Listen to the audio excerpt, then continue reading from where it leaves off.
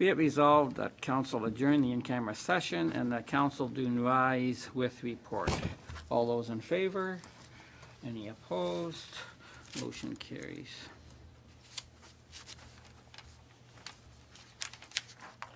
And So now you can turn to the members.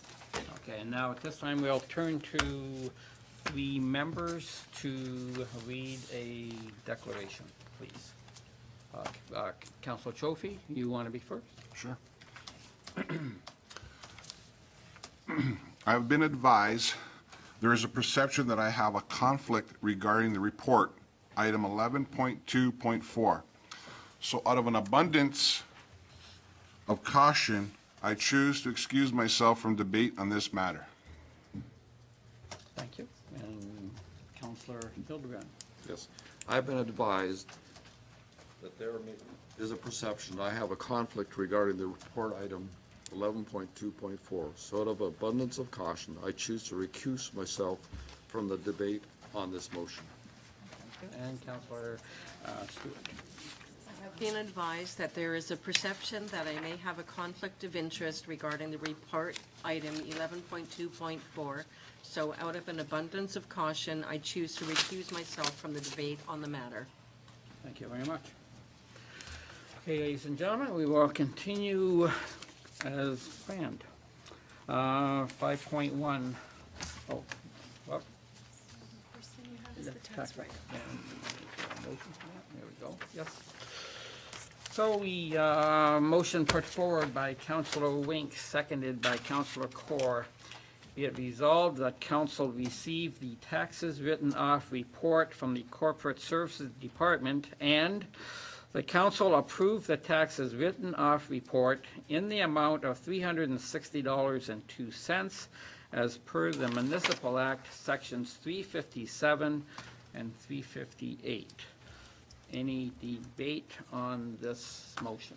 I just need to ask if there's anyone in the public who wishes to speak Oh. to the. And also, is there anyone in the public that would like to speak to this motion? Seeing none, do I have to do that 3 times, or we go ahead? No, we're just okay with 1. Okay, and now any councilors again? Anyone wants to speak? No? Okay, so we'll vote on this motion. All those in favor? All those opposed? Motion carries.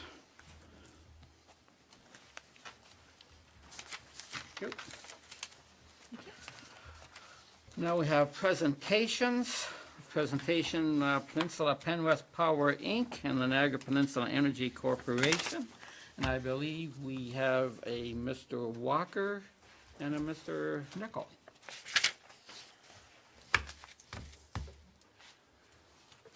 And I don't know the other guy.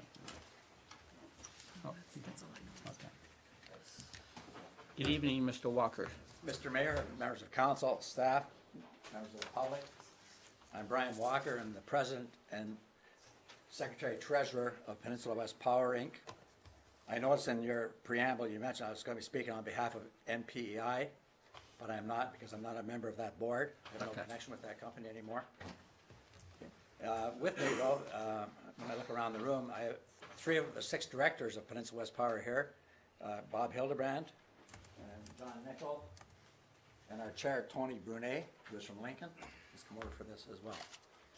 I'm going to give you a brief synopsis to have council understand where we're at, how this company came about, for example, because you're all new to this. There was a hydro commission in Fawn Hill back in 1938, and it went along for decades with no employees. Everything was contracted out, and actually the staff of the town provided clerical and financial services for a fee. Then when we got into the 90s, the decision was made to move the hydro operation out of this building and across the street on Pelham Street. And employees were hired to run that operation, but the works crew was still local contractors who operated on a contract basis. About 1990, I was on the commission at that time, that's what it was called, and we felt that we could provide better service to the rest of the people in the municipality than could Hydro One. or on Ontario Hydro at that time. So we changed the name from Fawn Hill Hydro to Pelham Hydro in anticipation that eventually we could expand our offerings. And we got going on it. We had a study prepared. We were all ready to go. West Lincoln and Lincoln had bought their rural areas from Ontario Hydro at the time, and we were next. And then Premier Harris brought in some retroactive legislation, and we were dead in the water. We've made numerous attempts ever since to try and acquire the Hydro One assets in Pelham, because we're aware that people like myself who live in the Fawn Hill or Pelham Hydro area are paying up to 30% less per month than people who are not in the area. The original Fawn Hill Hydro covered only the village of Fawn Hill. Okay? So most of that area is now built upon, except there's an area on Station Street, 660 feet east. So it would line up with the boundary line of the Sobeys store. Sobeys is the last customer in our territory. Now, after the changes were introduced by Mr. Harris, it became pretty obvious that there were not going to be as many hydro commissions in the province. He was all in favor of privatizing, so he brought in legislation that all the hydro companies that were still in existence would become private corporations under the Ontario Business Corporations Act. Pelham, Lincoln, and West Lincoln were all fairly small, probably about 15,200 customers in total.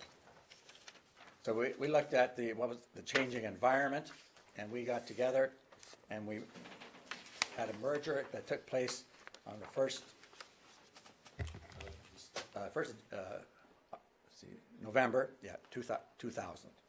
And we formed a company called Peninsula West Power, Inc. We also formed Peninsula West Services Limited, which is wholly owned by Peninsula West Power. Now, I presented a flow chart that I hope you have that shows how the company works. The shareholders are the town of Lincoln, town of Pelham, and the township of West Lincoln. And you can see from the preamble down at the bottom there that Lincoln owns 59%, Pelham owns 17%, and West Lincoln owns 24%. And you wonder how we got those numbers. At the time of the merger, Pelham Hydro had no debt. We were run so efficiently, we never even had any arrears. We had pretty effective collectors, I'll put it that way. And so what happened was we had 8% of the customers, but we ended up, because of no debt, ending up with 17% of the new company. Okay. Now, the Penn West Power didn't really function. It was there, but it didn't really function. It had no money, and it was just there as a holdco with Shell. At that time, we owned a company called Peninsula West Utilities Limited, which was the operating company, the distribution company. As matters got more and more complex, we entered into merger talks with Niagara Falls Hydro, which had the same basic philosophy as we did, is that local control is very important. To be able to answer the phones promptly, provide good service was the priority. So that both companies weren't concerned at the beginning with providing a dividend. They were more concerned with providing good service and upgrading all the plant that was out there. A lot of the plant that we had bought from Ontario Hydro was pretty substandard. They knew they were going to sell eventually, so they hadn't done much for a long period of time. So we spent a very high percentage of our revenues was spent on capital expenditures, and that continues to the present time. Now, at the end of 2007, Peninsula West Utilities and Niagara Falls Hydro merged, and the new corporation was called Niagara Peninsula Energy, Inc. So that's been in existence since the 1st of January 2008. So we've had about 11 years of experience under our belt. We felt that the service we've been providing has been pretty good. Often when I go in the coffee shop in the morning, people talk about the Hydro being off. I said, "You must be a Hydro One customer." They started looking at me and I said, "Well, So that's the way it goes. Thanks.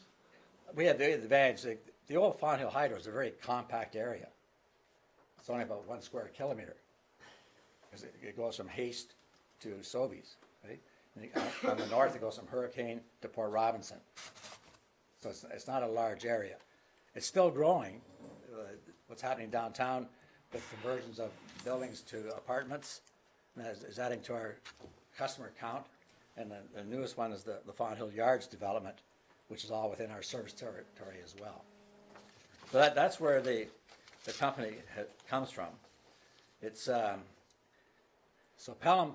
If you think of it, Pelham owns 4% of the shares in NPEI, 4.2% of the shares, because Peninsula West Power owns 25.5. Pelham owns 1/6 of that, so that's about 4.2% of the shares. Okay. Now, another question that's come up, and it's come up from our other shareholders too, is about the directors, how they're appointed, and how it all works. Now, I gave you a copy of this year's board of directors, and I'll go through it. You'll see that there are two directors from each of the 3 municipalities, and they're appointed on a rotating basis. Niagara Peninsula Energy has 4 directors appointed by Penn West Power. Now you may say, but Niagara Falls, which owns 74.5% of the company, they have 4 directors as well. It's a unique situation in Ontario, and it proves that what happens when you have willing partners in a merger. It wasn't an issue for them. They felt that 4 and 4 is great, and it's worked out really, really well over the 11 years. Now, the terms for the Niagara Peninsula Energy directors, Mr. Augustine's term expires the 31st of December of this year. Mike Rayner from West Lincoln has a 2-year term. Sandra Easton has a 3-year term. And Lynn Timmers has a 1-year term. We do it on a rotation basis so that at the end of this year, 2019, Lincoln, which currently has 2 reps, will go back to having 1. West Lincoln will then have 2 for a 3-year term. Then at the end of that 3 years, Pelham will once again have 2 reps on that board. So it works out. I said at the beginning, I was hoping that when we first merged that there'd only be 6 directors. It'd be quite easy when you have 3 ones here and you have 4 positions to fill. So we developed this rotation, and it's worked out fairly well. Now, the power company, Pelham's the only one that's always followed the rules and how you nominate your directors. It was very easy for the municipalities at one time when the municipalities, the councilors had 3-year terms, and the directors of the corporation had 3-year terms. Then the province changed the municipal term to 4 years. So right away the clerks were saying, what are we going to do? I said, well, under the Ontario Business Corporations Act, the maximum term for a director is 3 years. So the Ontario Business Corporations Act has no regard for the Municipal Act. So we've had to try and work around, and then there's been some politicking going on. People are reporting to me that they want to appoint a director for 1 year or 2 years. They call the shots, they're the shareholders. So we end up in a situation this past year where 4 of the 6 directors are gone. Some have gone on to other corporations, some retired, some were defeated. But anyway, so we end up with almost a total turnover. And you people are familiar with that. But no, it's working out. We have a really strong board, and they're working hard to get up to speed on all the issues. There's going to be a lot of issues coming forward. We're not sure. We had a meeting with this the other day when they talk about municipal restructuring. What effect is that going to have? Because here in Niagara, some of the municipalities don't own a hydro company. Okay? Wainfleet, Port Colborne, Fort Erie, Thorold. None of them have an interest in a hydro corporation. some are run by Canadian Niagara Power, some are run by Hydro One. Now, I know that I've been following the paper, you were talking about the rates that you're having to pay at the new Meridian Center. And there's very little that can be done about that because the geographical territories for utilities are laid out in the Act. So that's how ours is, the whole township of West Lincoln, the whole town of Lincoln, and the village formerly known as Font Hill. Okay, and that's our service territory. So anything outside the territory, we can't do anything about that. We can't go across the street and serve somebody in Hydro One's territory. We have to make sure they don't do the opposite. So that's where the conundrum comes in. It's we have employees at Niagara Peninsula Energy who live in Pelham and who have brought their hydro bills in and had them run the numbers if they were an MPI customer. And it's sort of sad, really. It's just way too much a difference. But are there any questions? Councilor Hildebrand. Through you, Mr. Mayor. Thank you, Mr. Walker. I really appreciate it. I know you and I have had talks on our rides about hydro rates and all these kind of things. And I know that in 2015, even at the AMO, Niagara Peninsula Energy and board members, and several of you board members, approached the finance minister to try and get the rates changed for the residents in town. And we certainly appreciate that. But I hope we haven't given up, because I know that in 2010 and 11, Hydro One changed our density factor from high density to medium density. And without any notice to residents or the individuals involved. Do you see any methods or proposals that we can come up with or work together to do something to try and get the rates from Ontario Hydro to match NPI's rates? I'm a little discouraged by the trends that are going on, Councillor Hildebrand. Once Hydro One sold more than 50% of its shares to the private sector, and if you look at who bought those shares, they're major pension funds, people who are looking at a good rate of return on their investment. There's nothing wrong with that, but they're not in any kind of mood to do any selling. At one time, they told us that if they sold 25,000 customers, they wanted to gain 25,000 customers somewhere else. They wanted their count to remain the same.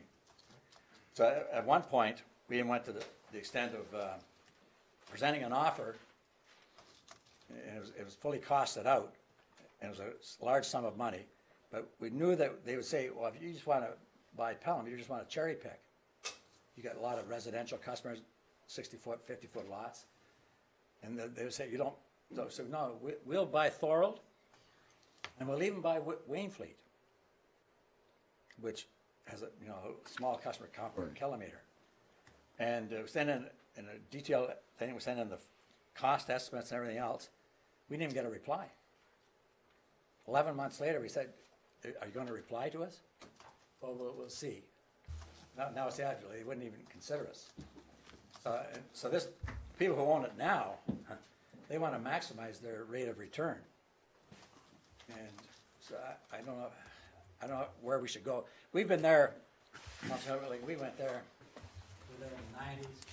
We were there when Mayor Levins was mayor. We met with senior officials from the Ministry of Energy, got some encouragement, and then didn't go anywhere. And we're not unique. Okay? In the city of Ottawa, the whole south end, Gloucester and all through there, they're all Hydro One customers. The Minister of Energy was Bob Shirelli. He had been the former mayor of Ottawa. And Ottawa tried to acquire those assets, and they didn't get anywhere. So you couldn't get any more connected than that. And Hamlin's got the same situation up on the mountain near the airport. They got all those lands they wanted to develop for industrial purposes around the airport, all Hydro One. Flamborough up there in Glanbrook. Through you, Mr. Mayor, I have one other asset that I think we want to desperately protect, and that's the knowledge aspect that you contain, because you've been on this and been involved in this for so long. Has Penn West got any succession plannings or security of data plans for all the data and the information we have? Most of the data that we have is forwarded on to our corporate lawyers. Like all our minutes and all our resolutions are there. And I'm working on getting together a short volume of materials so I can get the 5 boxes out of my basement. And because it's a pretty, the operation at our end, the administrator, I am the chairman and secretary and the treasurer of 2 companies, and I do it sort of as a hobby. I get paid maybe $40 a day or something over the years. So it's but I have to get this prepared. I've got the listing of like who the lawyers are and who the auditors are, and that's so if somebody takes over, it'll be somewhat seamless. Yeah, well, one more, then we'll open it up. Okay. Yeah. Because of all your experience and all your knowledge and all the stuff you have, I hope we can do that pretty efficiently, because, you know, none of us are guaranteed long life. We're only guaranteed death and taxes, so. That's why you're driving me to the meetings. That's right. That's why I'm driving to the meetings. Thank you so much. Okay. Councillor Hahn? Through you, Mr. Mayor. So, Mr. Walker, so you had mentioned the terms for Mr. Augustine, but so the other individuals is yourself and John Nickel. Can you speak to those terms? My Like terms? term? Yeah, and then Well, Mr. Nichols. I'm appointed annually at the annual meeting. I'm at the pleasure of the board, the way the motion is going. Mr. Nickel, I think is finished at the end of this year. End of this year, okay. Yeah. Thank you. I'll double check with Ms. Hahn to make sure. Oh, Councillor Corr. Mr. Mayor, thank you very much for your presentation, Mr. Walker. The Niagara Peninsula, how much customers do we have in the 3 communities? Probably about 16,000. So through, Lincoln, like I just recently looked, Lincoln's got 2 subdivisions, got on 217 lots and 260 lots, like massive, you know. And you've been out to West Lincoln? so through you, Mr. Mayor, so the growth would be in West Lincoln and also in Lincoln, Yeah.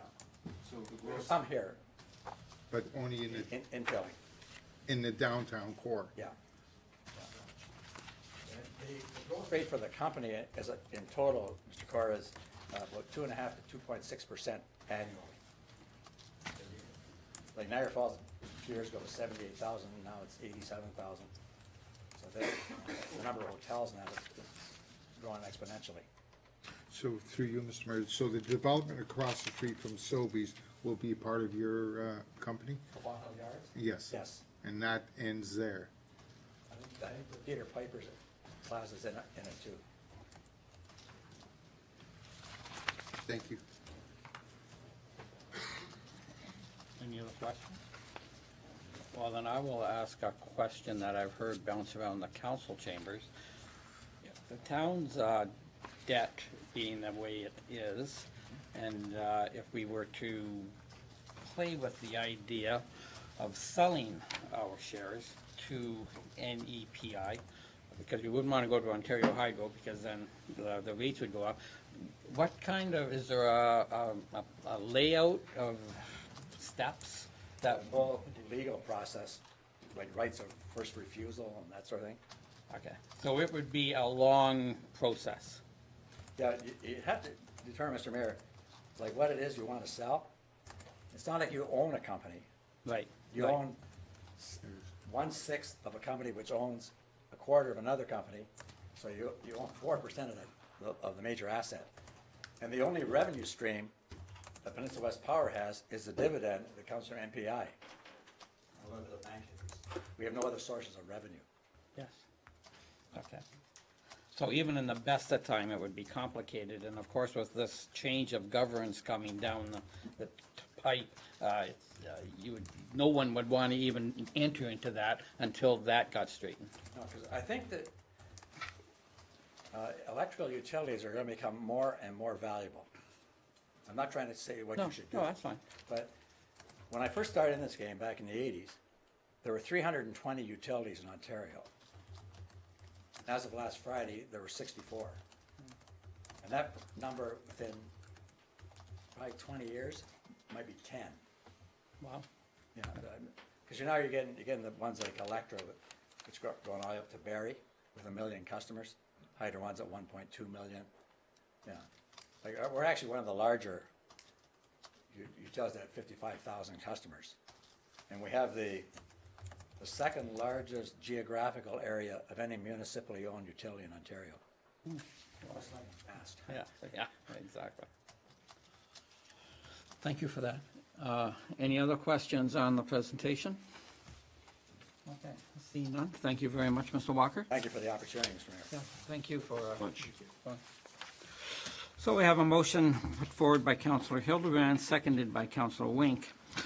Be it resolved that Council receive the presentation by Brian Walker regarding Peninsula West Power, Inc.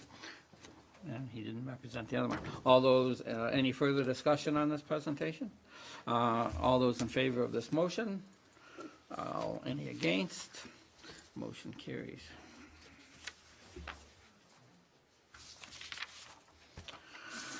And now, I believe, so now we have the Denenstock Natural Playgrounds presentation. And I forget your name, sir. Adam. Welcome to council, and thank you for presenting to us tonight. Thanks. Nice to see you again, Mr. Mayor.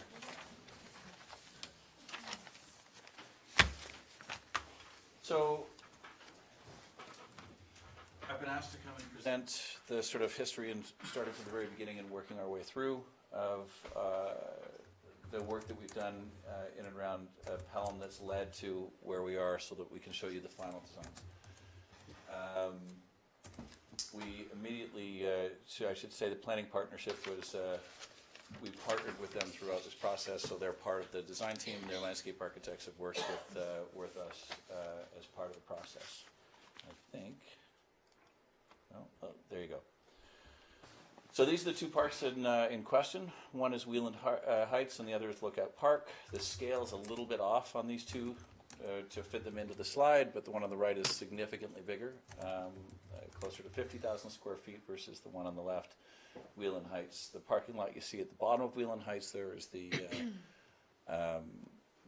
used to be the Tim Hortons down there. It still is. So those are the two pockets. The green trees on the right on Lookout Park are the area that we cannot touch because that's a protected ravine. I'm trying to click through this, but that's not working. Why don't I do this? Does that work? Okay. So this is the process that we've headed through. We've met a number of different times. This started back in 2017. I spend a lot of my time on the road advocating for connection to nature for kids. I'm sent around the world. I've been in Indonesia and Australia, New Zealand, all over the place giving talks. I've given the keynote for the Ontario Professional Planners Institute, the Ontario Association of Landscape Architects on the subject, Landscape Ontario. And somewhere in that process, there was some people here who asked me to come and give a talk to the previous council and a number of the parks people. And so we did a workshop in 2017. Didn't really hear much about anything until an RFP popped up. Decided to respond to the RFP. And then I'm going to go through this process pictorially for you, but this is basically the process. And I'll step through it so that you can actually see what happened as we went through it. Oh, I'm doing this mistake again. There you go. So this was the workshop. This picture actually came out of the paper that dates back to October of 2017. And then we didn't really speak to anyone. I think I was probably fatter then, looking at that picture, unfortunately. And then we went to respond to the RFP that came out in 2018. We responded with the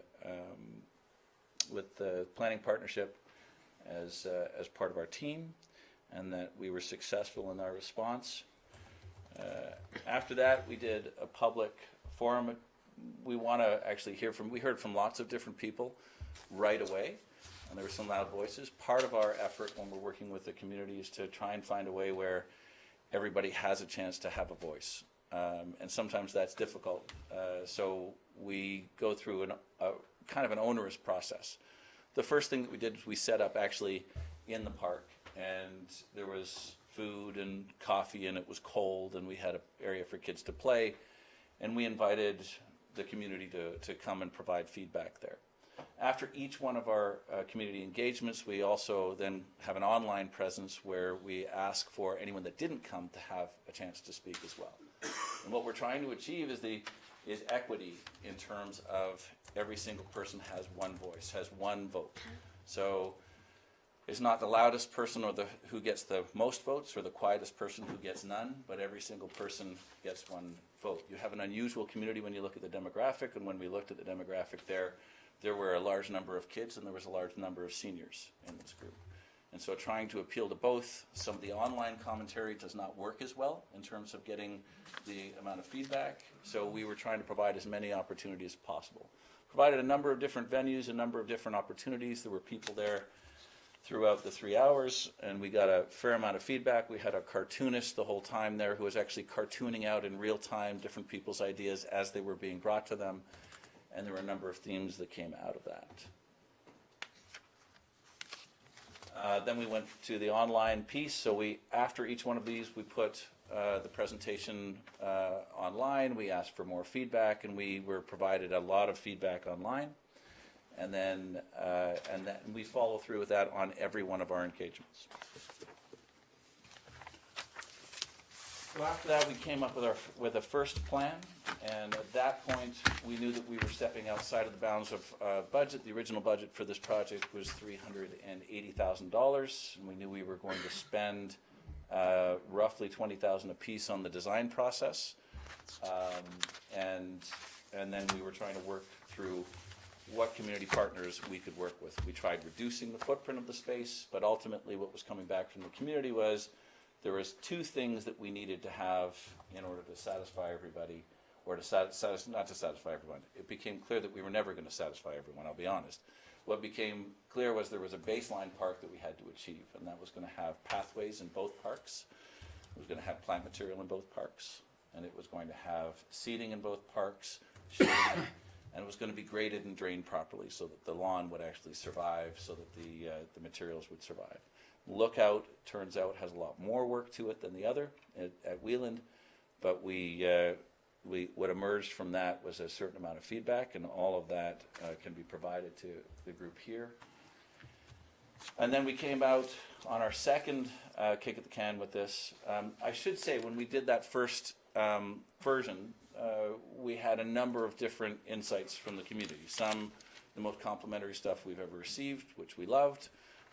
Others saying that we should be ashamed of ourselves and should be fired and that we should not exist. And it was the dichotomy of this we actually assembled onto a sheet and presented at the following meeting, because we want to be completely open and honest with everybody, along with the budgets for everything that we've been talking about. So our feedback has been mixed, and I don't think there's been consensus reached through that, certainly through the initial process. We came back with one that showed exactly what it would take to hit the budget. So and we had a meeting in this room that lasted a long time. I think we went 3 hours. Some of you were here. And I think that the consensus for sure was that it would be great to have more money, because the baseline park was dissatisfying to just about everyone, except for a large group of people, and they were predominantly more senior, who were very happy to have something calm and serene, and a place where they could walk, and a place where they could contact nature, and a place where they could sit. So that baseline park was satisfying to some. We also showed the expensive version that we felt was going to satisfy people who wanted more, but we knew that the budget wasn't there, and we knew that this was going to ignite a debate, but we felt that it was important to show what it would take to actually satisfy every wish list that showed up onto that giant cartoon board at the very beginning. And so this one was looking at the Wheeland Park at both extremes, and then the next one that we presented was showing Lookout at both extremes. The plant material is really not much off on this, but there's the addition of play structures and sand and water play and pavilion and swings and so on in the most expensive version. So that got us through to the point where we also presented a budget of both of those, and we put those online for everyone to see. And what we actually said to everyone was, any line item on this thing that anyone can figure out how to do for less money, we're in. Let's pull it off of our scope. Let's find that money so that we can use that towards making the park more interesting and adding features to the park.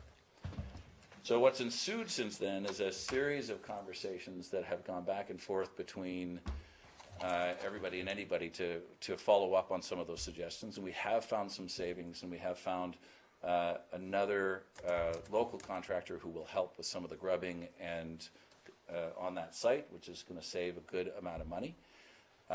So that has put us in a position where we are actually able to offer more, and we worked closely with Parks and with Vicki Van Ravensway to make sure that we were maxing what it is that we're able to do. Which brings us, if I can make this work, to some final concepts. So on Wheelan Heights, what this is, it provides the loop and the seating and a wheelchair accessible path. There is a big hill up there. The original budget over at Wheeland was pretty much what this one now is, and we can do that installation. It provides for future opportunities if people want to add swings, if people want to add a climbing feature, but it gets you the wheelchair accessible path, it gets you all of your drainage so that you're perfectly set up to just be able to drop those pieces in, and gets you your baseline park at the same time.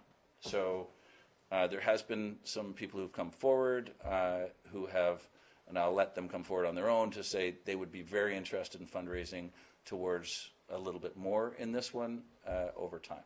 So, but this gets that to the baseline where you're able to do those other things. And we felt that it was important in both cases, since there was more still that people were expressing that they wanted, that we made sure that what we provided gave you the baseline to be able to get the amenities that you would want to be able to be added in the future.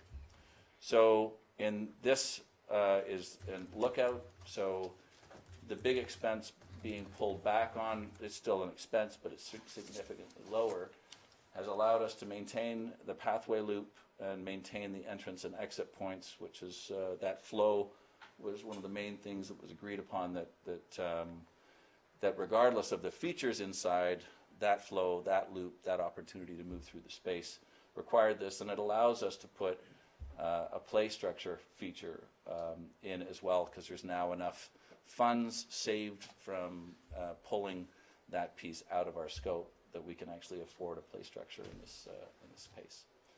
So that's been the process. I was told to try and keep this to 10 minutes, so I think I'm just about there.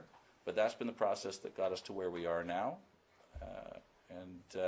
I know that Vicki Van Ravensway wanted to be here, but she is dealing with some family issues in Sudbury right now, so unable to attend. So are there any questions? Any questions from council? Councilor Corr. Yes, through you, Mr. Mayor. The pathways, are they constructed of cement or asphalt? Right now, they're tamped screenings, is what's been called out. So it's a wheelchair accessible under the AODA, and it allows a percolating surface, and it's weed-free. It's like what you would see in a provincial park in terms of those pathways, and that's what's been spec'd in. And it's certainly easy to change that spec if that's something that you wanted. The least expensive fully paved would be asphalt, or there's someone that does that in particular, and then you start to add money. We're trying to pick away at every dollar, so if we can meet AODA and have a percolating surface, then those pathways, the money to change that over to concrete adds enough that you're now pulling features. Through you, Mr. Mayor, to you again. Yeah. 3 swings, 3 of them. How much would that cost? Right. Just If you just wanted teeter-totter, I'm from the old really, school. a really straightforward set of steel swings Yes. that are just the super basic. It's understanding there's 2 things that you're mentioning when you talk about this, all right? One is the set of swings. Okay. That for $20,000 you could get a 3-bay fully installed of a decent set, and there's more expensive versions of this. Not the fully wheelchair accessible, not your saucer swing that's better for accessibility, which are the ones that we would recommend that you use, because there's a much better amongst people who are either elderly or super young or handling a physical disability. The saucer swings are better and they cost more. But it's not just that. Unfortunately, it's more than 2 times the height from the swing to the thing that you have to go out with fully impact rated surface. And that impact rated surface gets to be a big thing, so you're going to spend the same again plus 10. So probably about 30 grand will give you that impact rated zone around that. So it's frustrating because the unit itself is not the thing. It's the impact rated surface that costs about 30 grand on top of that. So whatever number you use for your swing, be it 20 or 40, depending on whether you go for the most accessible and most interesting swing versus the standard swings, and then another 30 for your impact rated zone, your drainage that you have to hook up from the base of that. And so those are vaguely the numbers. And you can play with them, but that's the part. That's the ballpark. So, Councilor? through you, Mr. Mayor, just piggybacking on that last comment. Yeah. I'm sure you've gone to a lot of the parks here in town and seen all the playground spaces and whatever. What would, because there's more than just swings, there's slides, there's climbers, there's Absolutely. a lot of other things. Looking at what an average playground would look like, playground structure, what's the ballpark figure on something? Most like of the that? playgrounds that we see are $150,000 to $250,000. Now, does that include the ground surface? Yes, understanding, but the difference between that and this is that this was building a park first, Yep. and then a playground inside that park. So the park first means your pathways, your seating, garbage receptacles, your trees for shade, and your drainage and your grubbing and your grading as well. So that stuff gets us to zero, essentially, for playground. Yep. And then there's money for, then you would need to get to the money for the playground as well. You can spend less money on this by not having any pathways, but there's then a whole sector of this audience that the accessibility becomes an issue, and your seniors who advocated for having a pathway and a loop and a way of connecting through the space. And the shade, you don't have to spend all the money on the trees and the shrubs. But again, as a basic park amenity, that's considered sort of a baseline, and certainly was what we were getting feedback from the community on. So we end up using a good portion of that money there, and we're left without the 150 to 250. So through you, Mr. Mayor, I know hindsight's 2020, but when you did this RFP process and whatever, and you knew what the budget was going to be at that point in time, Right. like what was going through your head as far as the dollars that were? A site under snow, when we were looking at this, because if you date back to it, we looked at the site and we made an assumption, like anyone would, that we weren't going to have to deal with getting this to zero. Mm-hmm. That we were looking at being able to spend a bit more money on the playgrounds, Yeah. and on the features. And we also went in saying, as we always do on these things, it depends on what the community tells us. Mm-hmm. So we don't go in with we don't have a prescriptive process. We don't go in saying, we're going to dump the following 3 features in, because, there were some people who said, this versus that. We go in with an open mind saying, let's have a conversation with the entire community. Let's hear what they have to say. Let's have them prioritize. Let's make sure that we've got the backup to be able to say we've listened. We have an unusually long process where we go back and forth more than usual and provide different opportunities and go to the park and do all of that, so that we can say that we've done that. And so once we listen to that, we end up going to the budget. Hindsight being 2020, I wish you had $1 million, to be perfectly honest, because the desire set gets you there pretty quick. But that's not where the budget is. Right. So 2 parks with 380 grand was what we have, and figure it out. So, that's what we're doing. Okay. Okay, thank you. Chofee first, please. Yeah, through you, Mr. Mayor. In this slide there, what is that playground feature there? Like, So right now, this is a series of, that is referred to as log jams, but these are structures that allow you to pull from one to the next. Fat ropes and nets to climb, and it's probably the most diverse of a series of features.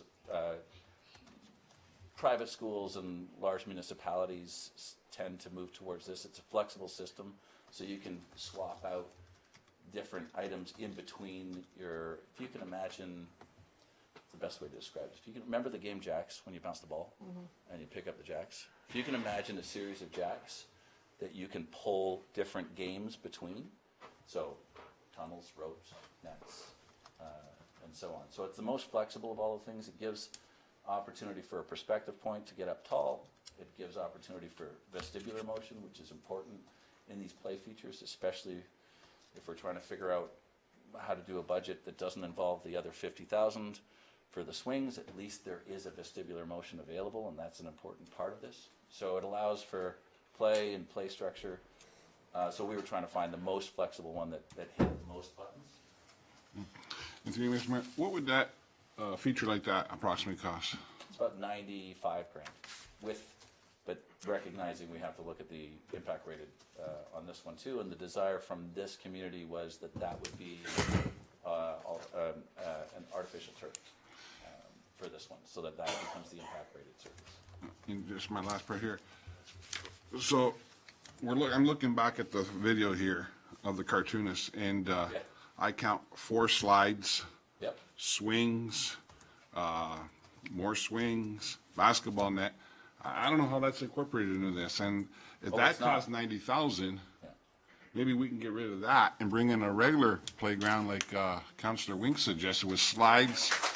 And I'm fine with that. If that is what you wish to do, then that's, like, it's not my place to say. We have found enough money to be able to do something, so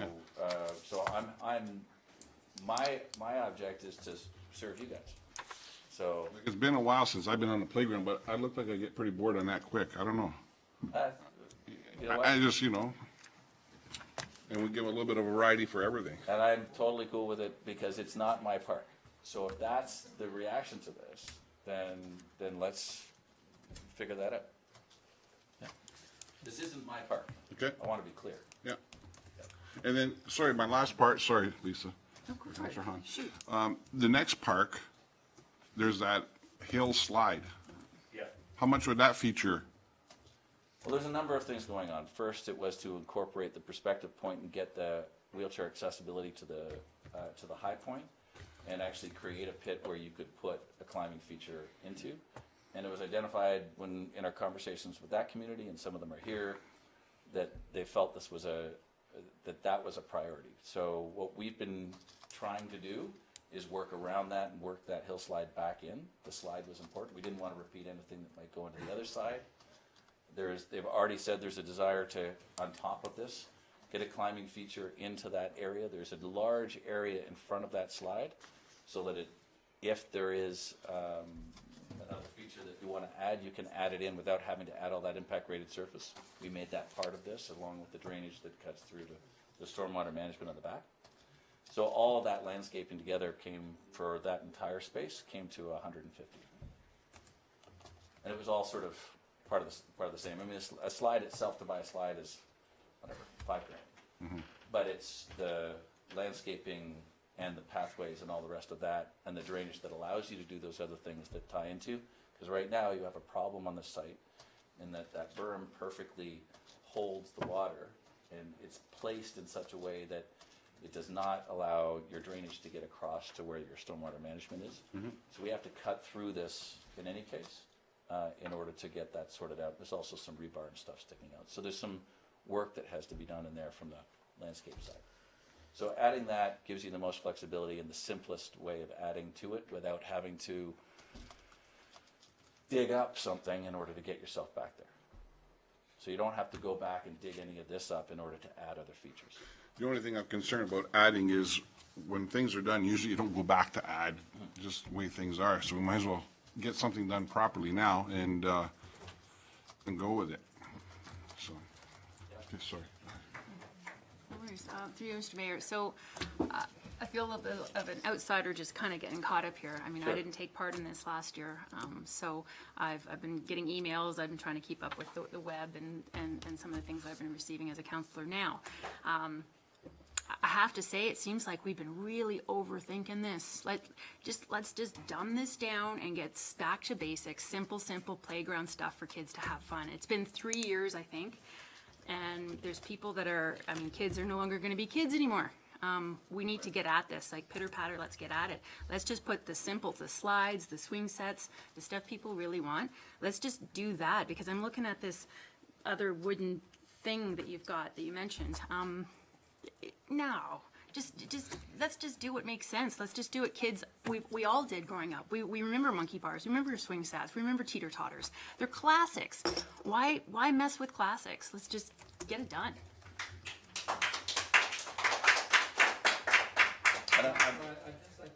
I'll be the devil's advocate. You've just mentioned $100,000 worth of features. So now, We talked about 90, you said 90 for the We the found swing set basically thing, from the last time we met, there's the wooden 90 thing. to 100 that's Is- available to put other something in. So you've got the wooden structure and you've got that slide thing that has to be, you said that was expensive as well. So No. add those two together. What do you get when you add those two together?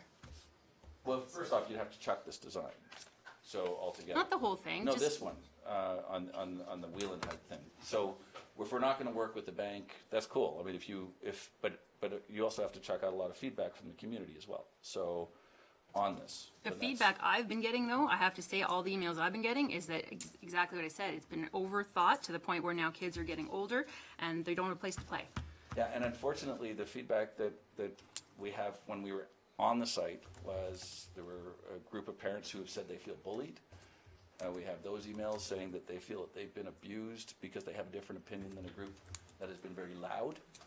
And so, and all we've done is collect up each individual, and we're happy to provide it and provide you back with that information. So for us, the main thing is that we are listening to every single person, and that we don't give any one person more, but I mean. But that in could the lead end- us, we could be another 15 years. Oh, in the end, this is your space. I don't own this space. So I am fine with it if you want to go through a separate process. And, you know, that's your prerogative as a council. I mean, this is, you guys get to make these decisions. So there are a number of people who have advocated for this. They obviously are calling you, and that's okay. And I don't know what to do with that. From my perspective. so you've been involved from square one on these parks. In your estimation, because I know Vicky has said, we have spent more than enough time. We've had more meetings than would normally do in a park like this. Yeah. And like you say, there's two sides. There's the children, and there's us. Yeah. This has taken us how about 2 years to come up with this? So no, I've only been at it since the fall. Oh, okay. I've only been, so all of the last however many years you guys have been talking about this, I have had no clue that was going on. Yes. To be honest, I just responded to an RFP. Yes. And we launched into trying to meet as much community as quickly as we possibly could so that you guys could get something this year. So, in order to make even this happen, Yeah. when would you have to get going on this? We need to know if you want this in July. I mean, it's a bare minimum 8 weeks from the day you say go. Yes. Doesn't matter what you put in. Right. To the day you get it done. And I just need to make sure you understand that if you decide there is a baseline cost to getting this to the point where you have a park in which you can put a playground.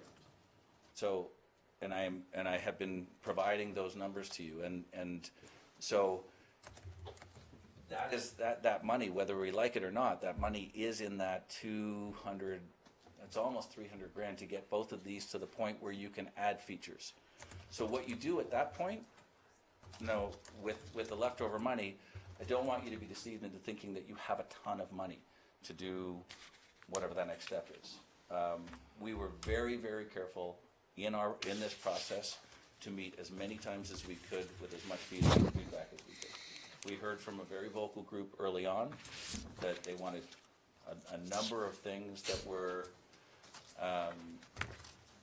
way outside of the price range. And so we worked within the instructions that we were receiving as we presented. But So when we had that last meeting here, Yeah. Was that in March? Yes. Okay. So I actually felt that we had a lot of consensus.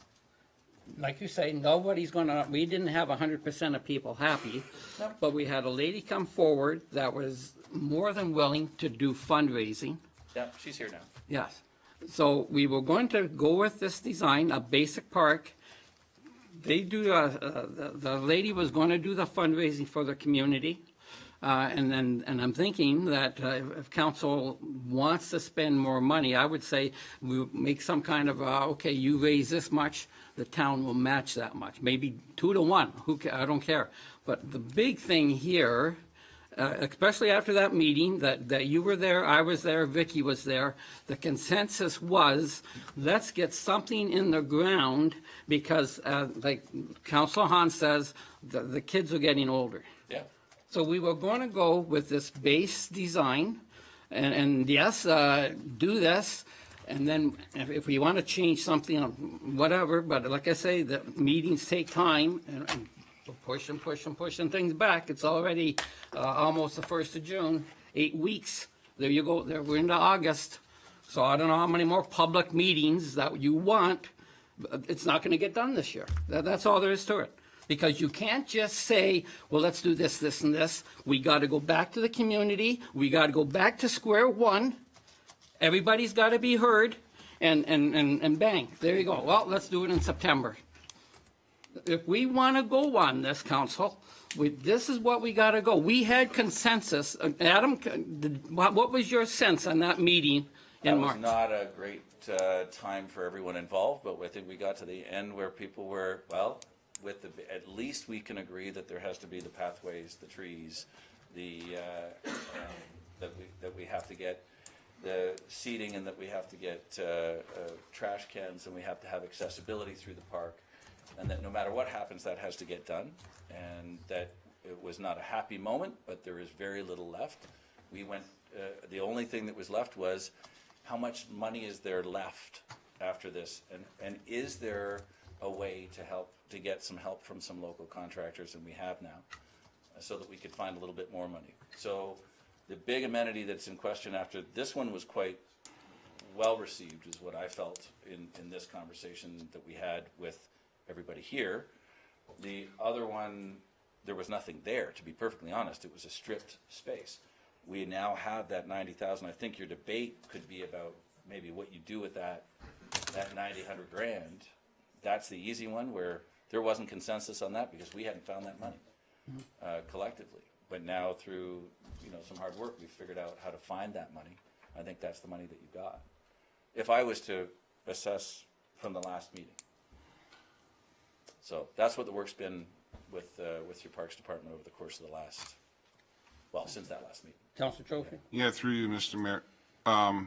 In the Lookout one, I was here at that last meeting, we were talking about a pavilion, Oh, yeah. and that a local contractor, May be willing. so that's not affirmative yet either. That is a no. It's no? It's Yes. not. Okay, so that's, For right now, that's a no. So, from what I understand, not that I made that proposal, but from what I understand, and other people can have those conversations, not me, but we were quite specifically told not to include that. And that's one of the reasons you didn't see it in the following design. There's a place for it, but there isn't a pavilion there because of the finances involved. Yeah. and so, through you, Mr. Mayor, one more question here. I was here at the last meeting as well in March, and I didn't really think that we came to any kind of a consensus. But anyways, that being said, you're saying you have all this feedback. Yeah. Can you share that with us? Because we're not getting any, to make our decision, we're not getting any of that feedback other than the few people that are emailing us. We are Or I'm trying to taking your be word as for it. transparent as we possibly can, to the point of even posting online what the prices are, so that everybody can see exactly what we're talking about, and happy to provide you with all the feedback as well. So if you provide that for us, to all of us, that'd be Yeah. helpful, I would think. Shall I send it to the clerk? Yeah, and then you can distribute. Councilor Carr? So if we start tomorrow, when will the kids be able to either walk or even travel through this park? If you were to start tomorrow, I would say there's an 8-week window right now. So I would say the end of July is your earliest moment right now for being able to roll at your earliest moment. I would say between the end of July and mid-August is where you are today. So through you, Mr. Mayor, so all the green area would be seeded, hydro seed, sod? Yeah, there's no way you want to do hydro seed here. It would be a nightmare. Nightmare. I think it would never take, you'd be fighting that forever. So you do an RTF sod, which is a better sod than Kentucky Blue. It's a more durable sod. It would take better. And through you, Mr. Mayor, would you get that local, from our local grower? Oh, yeah, because half the price of sod is the distance it travels. There's absolutely no reason to go anywhere further than the nearest sod farm. And there's a local supply of the RTF. Yes. Yeah. Councilor Wing? So through you, Mr. Mayor, obviously, money is a big issue here. We don't have the money in our budget at this point in time. That's the reason why we have the budgets. This is a carryover from the budget of 2018 that we haven't been able to fulfill. I agree with the concept that we have to have a baseline, that the park has to be prepared properly, because we do have parks that when it rains, like, you're not going to be on that park for another 3 days or whatever within And this that's where town. you are now with this park. Yeah. Couple of comments that in Wheelan Park, that berm with the slide, I was skeptical of that until the day that I went over and looked at Wheelan Park at the open house, and the kids were just running up and down and rolling down that thing. There was no play feature there whatsoever, and they were having a heck of a time. What I would suggest that we do is that we do the baseline with a commitment that we put funds aside in next year's capital budget to finish this project. Because you've got to have the baseline. We're not going to be happy with just the baseline and one little feature or whatever, but we don't have $250,000, $300,000 to put in additional features at this point. Councilor Hahn? So if there's an individual that's willing to do some fundraising, so if we did the baseline and there was somebody that's willing to do some fundraising for things like swing sets, et cetera, perhaps that can work. 'Cause I mean, it's only a purchase, and if you're going to do the groundwork to prep the area anyhow for a swing set, then it's a matter of just putting the swing set together. So that, in theory, that's shortly after the park is done and ready to go, the swing set too could be there, correct? Yeah, that's the goal. We sort of had to switch gears. I mean, honestly, we build cool parks that are big crazy things that are fun, and I exist because of the success of those parks. And I can't tell you how disappointing it is to get to the point where it's like, we're going to present something completely anemic right now, and that's not our desire either. So in the process of doing this, I want to make sure that when you get that baseline, if that's where you go, no matter what it is that we put in, at least you've got your drainage and your setup in such a way that when you do decide you're going to take that next step, it is very simple, and you're not going to be destroying or driving over the other stuff that had to go in to achieve the baseline. So we've been very careful about how we set these things up, and the drainage issues that we're going to solve as part of this first phase, understanding that this really probably is a first phase. I do think, though, that you should have a more robust conversation about that $100,000. I'd look at it. Can you, sorry, through you, Mr. Mayor, can you give me some more information on that $100,000 that we come up with, or? So I'm not aware of that. So basically, it's not coming up with it, it's finding ways to reduce the cost of getting the grubbing and the base and working with a local contractor who was able to come in at significantly lower and to do a favor, essentially, to the community.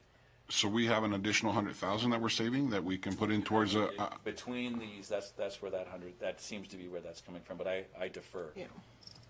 to Parks on that. But that seems to be where that money came from. so through you, Mr. Mayor, we could add a Oh, fee. that's already been spent. That's included in this design. That's already in there. Okay. Councilor, acting CEO. So through you, Mr. Mayor, just from what I'm hearing here tonight, it sounds like, we're all in agreement. Well, what I'm hearing is that council's in agreement to get the base park. I think it's just there's a couple of features there. I mean, it sounds like the slide feature has to be decided tonight because that's part of the actual landscaping. That's a little bit different. And then the other park, the lookout one, I think we can decide on what that feature is. If it's not that, that the one you have proposed, it could be something else because that one was what, $90,000? Yeah. So we can use that $90,000 and get another piece I'll of give you the equipment? exact number and when I get the Or maybe information you back get a from swing set, maybe get something else with that $90,000 and not that other feature that Yep. people don't want. So that's what I'm hearing Right. tonight. Wait, if I can say. So somehow or other, you didn't come out of that feature, you didn't wake up one day and say, this is what doing. So explain to us how you came to that feature. So, do you want to do this for Wheeland or Lookout? Well, no, but the ball and jack feature, I think is what we're talking about. Yeah. Climbing. Ball and jack feature. I think I may have to market it differently then. Yes. But thanks. Please. So when we knew that we were actually coming up with, once we figured out how to get somebody else to do some of the drainage, frankly, as a solid, because they're a local contractor who at this point wants to remain nameless. That ended up with us having some more money in the budget. So we knew that a feature was necessary. And we looked at a whole series of different things that we built, and this one was the one that was the most dynamic in terms of addressing the largest number of kids, providing the largest amount of play value. When you look at the science of play, and you look at proprioception, and you look at vestibular play, and you look at the ability of people to move horizontally instead of vertically. When we build a playground, we're trying to provide things for them that they are not normally having. Playgrounds for the last 30 years, the theory of playgrounds is the thing that they wouldn't have is a plastic and steel thing on a rubber surface. You wouldn't have that because you spend the rest of your time outside in the woods running. All of you came back when the streetlights on or dinner time. That isn't what happens now. They are doing that play in these parks. So we're trying to replace some of those things that are lost in their play that are fundamental to their development when we're designing playgrounds now. And that's why you're seeing playgrounds designed very differently than the way they used to. So that's the reasoning behind it, was to provide what we know as people in the field that would provide the broadest group the most play value. Now, I am not stuck on this, at all. If someone wants to have something else, then so be it. And it may be easiest just to carve it off. If you look at this, we very carefully put it in a way that you could. So if that's the decision of council, if that's the decision of the group, then completely amenable to it. It would be nuts for me not to be, because this whole process has been about listening to council and listening to the community to do whatever it is that you decide. It has been very difficult, I will say, and I think many of you have been at these meetings. I can see by their faces it's not been an easy route to get to a common set of features that everyone's happy with. So I appreciate the fact that you're the expert and you're telling this council that Crazy feature, thing. The log jam that feature Climbing has structure. the widest, has the thing. widest, Group. yeah, to the broadest group. And that's why we added that in. And like I said, I'm not going No. to fall down weeping if the decision is that you want to do something else and figure out how to adjust that again. And I'm happy to go back to the drawing board and Yes. have that conversation one more time. I really am. So, like it or don't like it, I think the easy decision to move forward on is actually without this and holding that money. I think it's an easy decision to make because at least you get a baseline park that you can add features to after the fact very simply without it costing you extra money. Well, can you start the park, get going on this thing, and then we can have another public meeting, Yep. and we'll say, okay, well, do you want this Do you wanna feature? do it?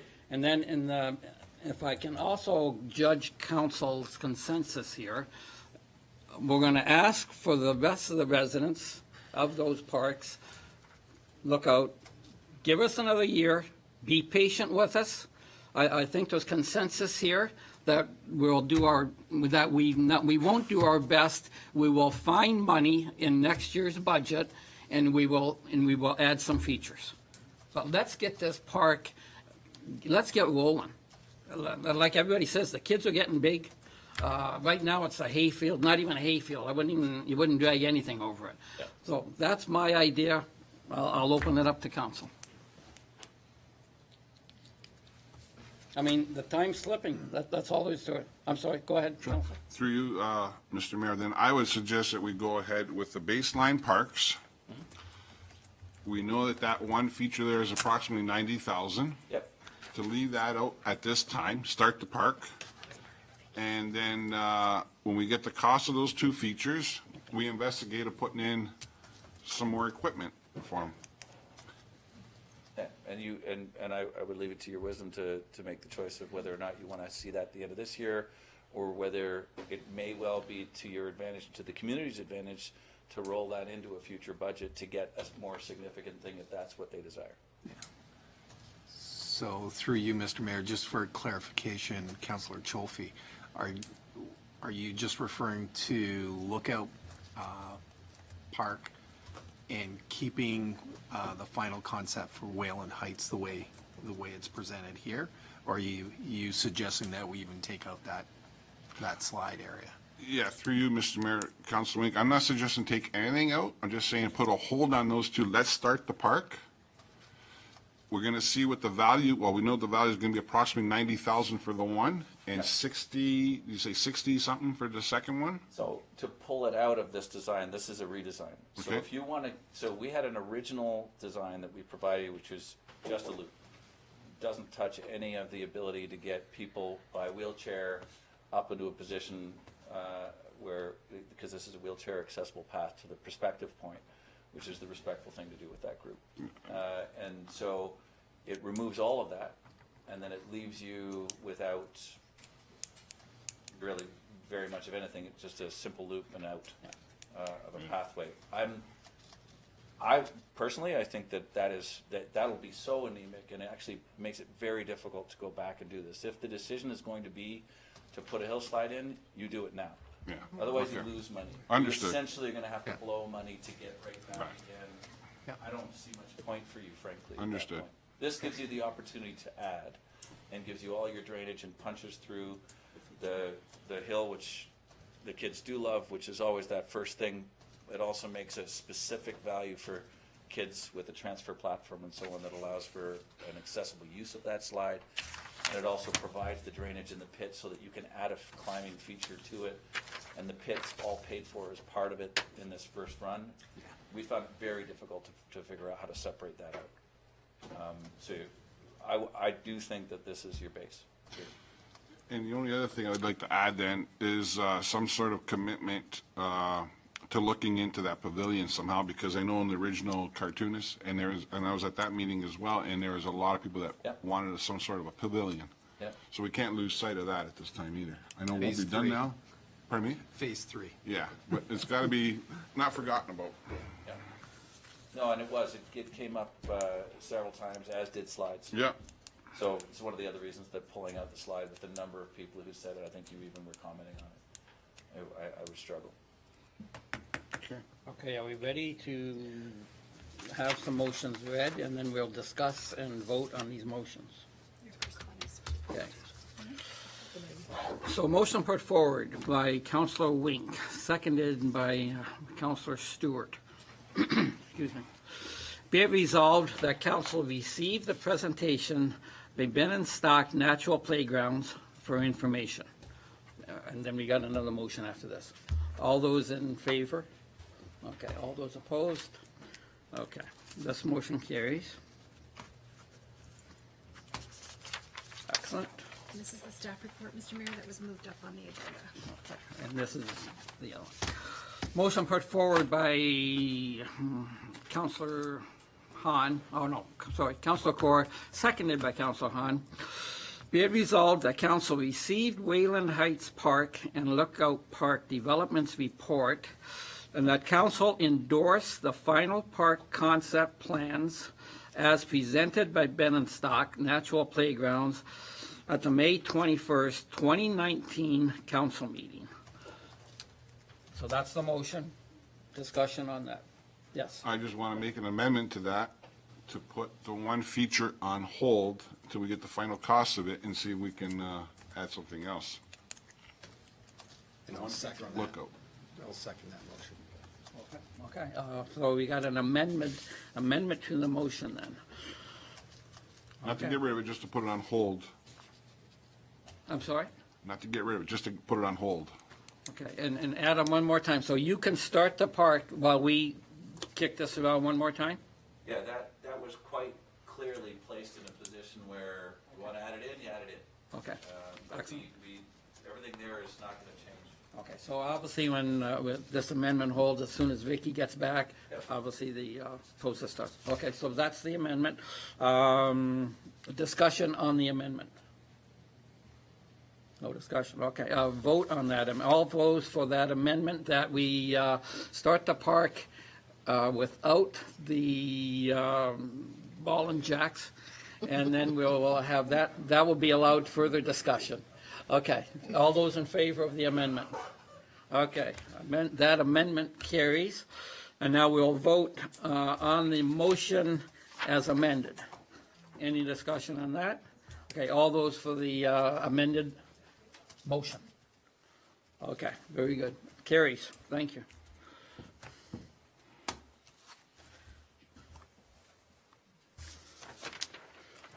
Okay, the parks. One bad one done here. Good one. Good discussion, guys. Now, down to the regional council. Yes. Now we have a report from the regional councilor and Diana Hewson.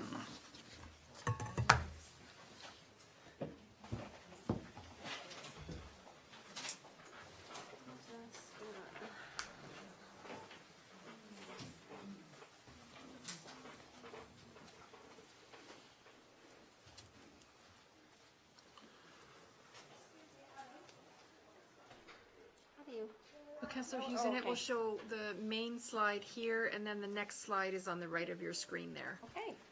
Hi, everyone. So I thought I would put together a slideshow so it was a little more interesting for the audience to look at instead of just my usual report. So the first thing I wanted to talk about is the cannabis production issue. So a little while back, we had a roundtable discussion that involved all levels of government in Pelham, and I took that back to the regional government, and we discussed it at the Planning and Economic Development Standing Committee and passed a motion for a roundtable forum that included both the federal and provincial partners, as well as the local planners. Excuse me. Some of the audience members can't hear you. If you can just speak to that microphone. Sorry. I've been told I'm soft-spoken, so I'll try and be a little more direct. Okay, thank you, Diane. So the idea was that from the roundtable discussion, we identified that there seems to be a lack of communication as well as some issues around regulation and enforcement and consistency in the application, but also the local planners indicated that they also needed clarity. So the motion that I brought forward was really to bring everyone together so we can clear up some of the miscommunications that are happening, but also try and develop a larger regional strategy so that all of our municipalities are on the same page in terms of how to proactively deal with cannabis production. And I'm also hoping that we can develop some land use planning policies, because something I've been particularly concerned about is losing our tender fruit land to development, like plopping greenhouses on farmland that could, should be rightly used for farming. So I'm hopeful that that will come out of that. We're going to be hiring a consultant to act as a mediator for that, and hopefully we'll have something in place for September. So the second issue, and this was something that Councillor Hahn had emailed me about, is there was a motion brought forward, and we received a presentation that included both airport locations and held discussions regarding potentially assuming responsibility for the airports at the regional level. Council was, I think they were intrigued by this ask, but they didn't feel like we had enough information to truly determine whether it's a good move. And I think there's a lot of us recognize the value in terms of, investing more in our local airports, and recognizing that Toronto Pearson suggested they'd be at capacity by 2030, and they're going to be looking to local airports to take over some certain responsibilities. So there is an opportunity there. I think probably Niagara District would take more of the business than Niagara Central, but there still may be some opportunities for Niagara Central. So looking at it from an economic development standpoint, regardless, the motion that we passed was to request more information in order for us to be better informed in terms of making a decision on that. So it really was split. I think some of the councillors voted in favor of passing it just because it was for more information as opposed to outright accepting it. So the next issue I was going to talk about was the amalgamation of the public health departments, and I'm sure some of you have probably been reading about this. The provincial government advised us that public health was being reorganized into 10 regional public health entities, which would include our Niagara Public Health. We would form part of an entity that includes the City of Hamilton, Haldimand County, Norfolk, and Brant County. The new Board of Health would be in place for April 1st. But there's also some changes into how the programming is funded. Currently, some of public health is funded 100% by the province. Others are a shared split, whereas the region is paying about 70 to 75%. And, the province is paying 70-75%, and the region picks up the rest. The province is moving all of the programming and services to a 70-30 split, and will further cut that back to 60-40. So there will probably be some decisions in terms of, do we want to continue the programming? How are we going to fund that? If it's not being funded through provincial taxes, it may have to be funded through municipal taxes. So there's recognizing that these funding cuts are happening, but they're also they're a way of trying to reallocate or download some costs onto the municipalities. So it's something we need to be aware of and reevaluate.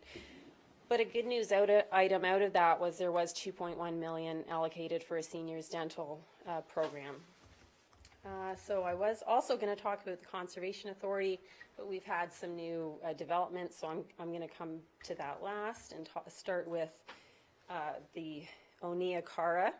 I believe, have you guys had a presentation by them? So they've presented at the region, they presented at the Niagara Niagara Conservation Authority. So there's been a real interest in terms of trying to boost this initiative and the potential it has for enhancing tourism in and around Niagara, especially ecotourism, and potentially diversifying the marketing of Niagara as as a regional place to visit. There's also hopes that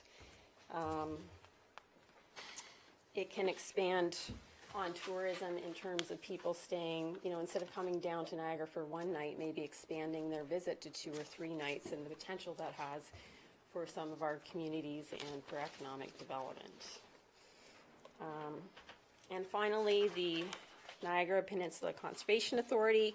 So since I had come on from December, was my first appointment, we've hired a new interim CAO, which was effective March the 1st. I've been actively participating in our permanent CAO selection committee for the past 4 months. Our new interim CAO has 40 years experience in conservation, so she's a professional in the field. She's been in a number of conservation authorities, and very lucky to have her, and she's made a lot of positive change at the organization. The City of Hamilton had challenged their levy apportionment. That has recently failed, but as a result of being discontent with the levy apportionment, they also bumped up their numbers of appointments. So Hamilton now has 4 members on the board. Haldeman has 2 members on the board.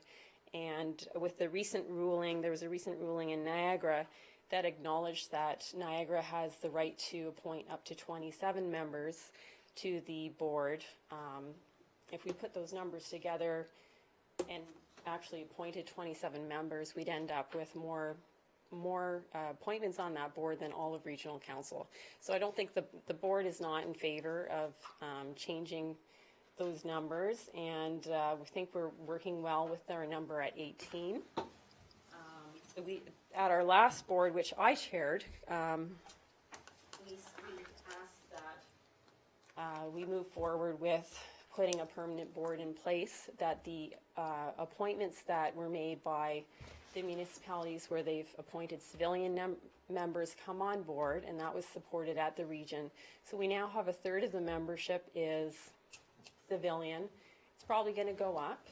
I know Thorold is already taking in applications for a civilian. They want a civilian appointment as well.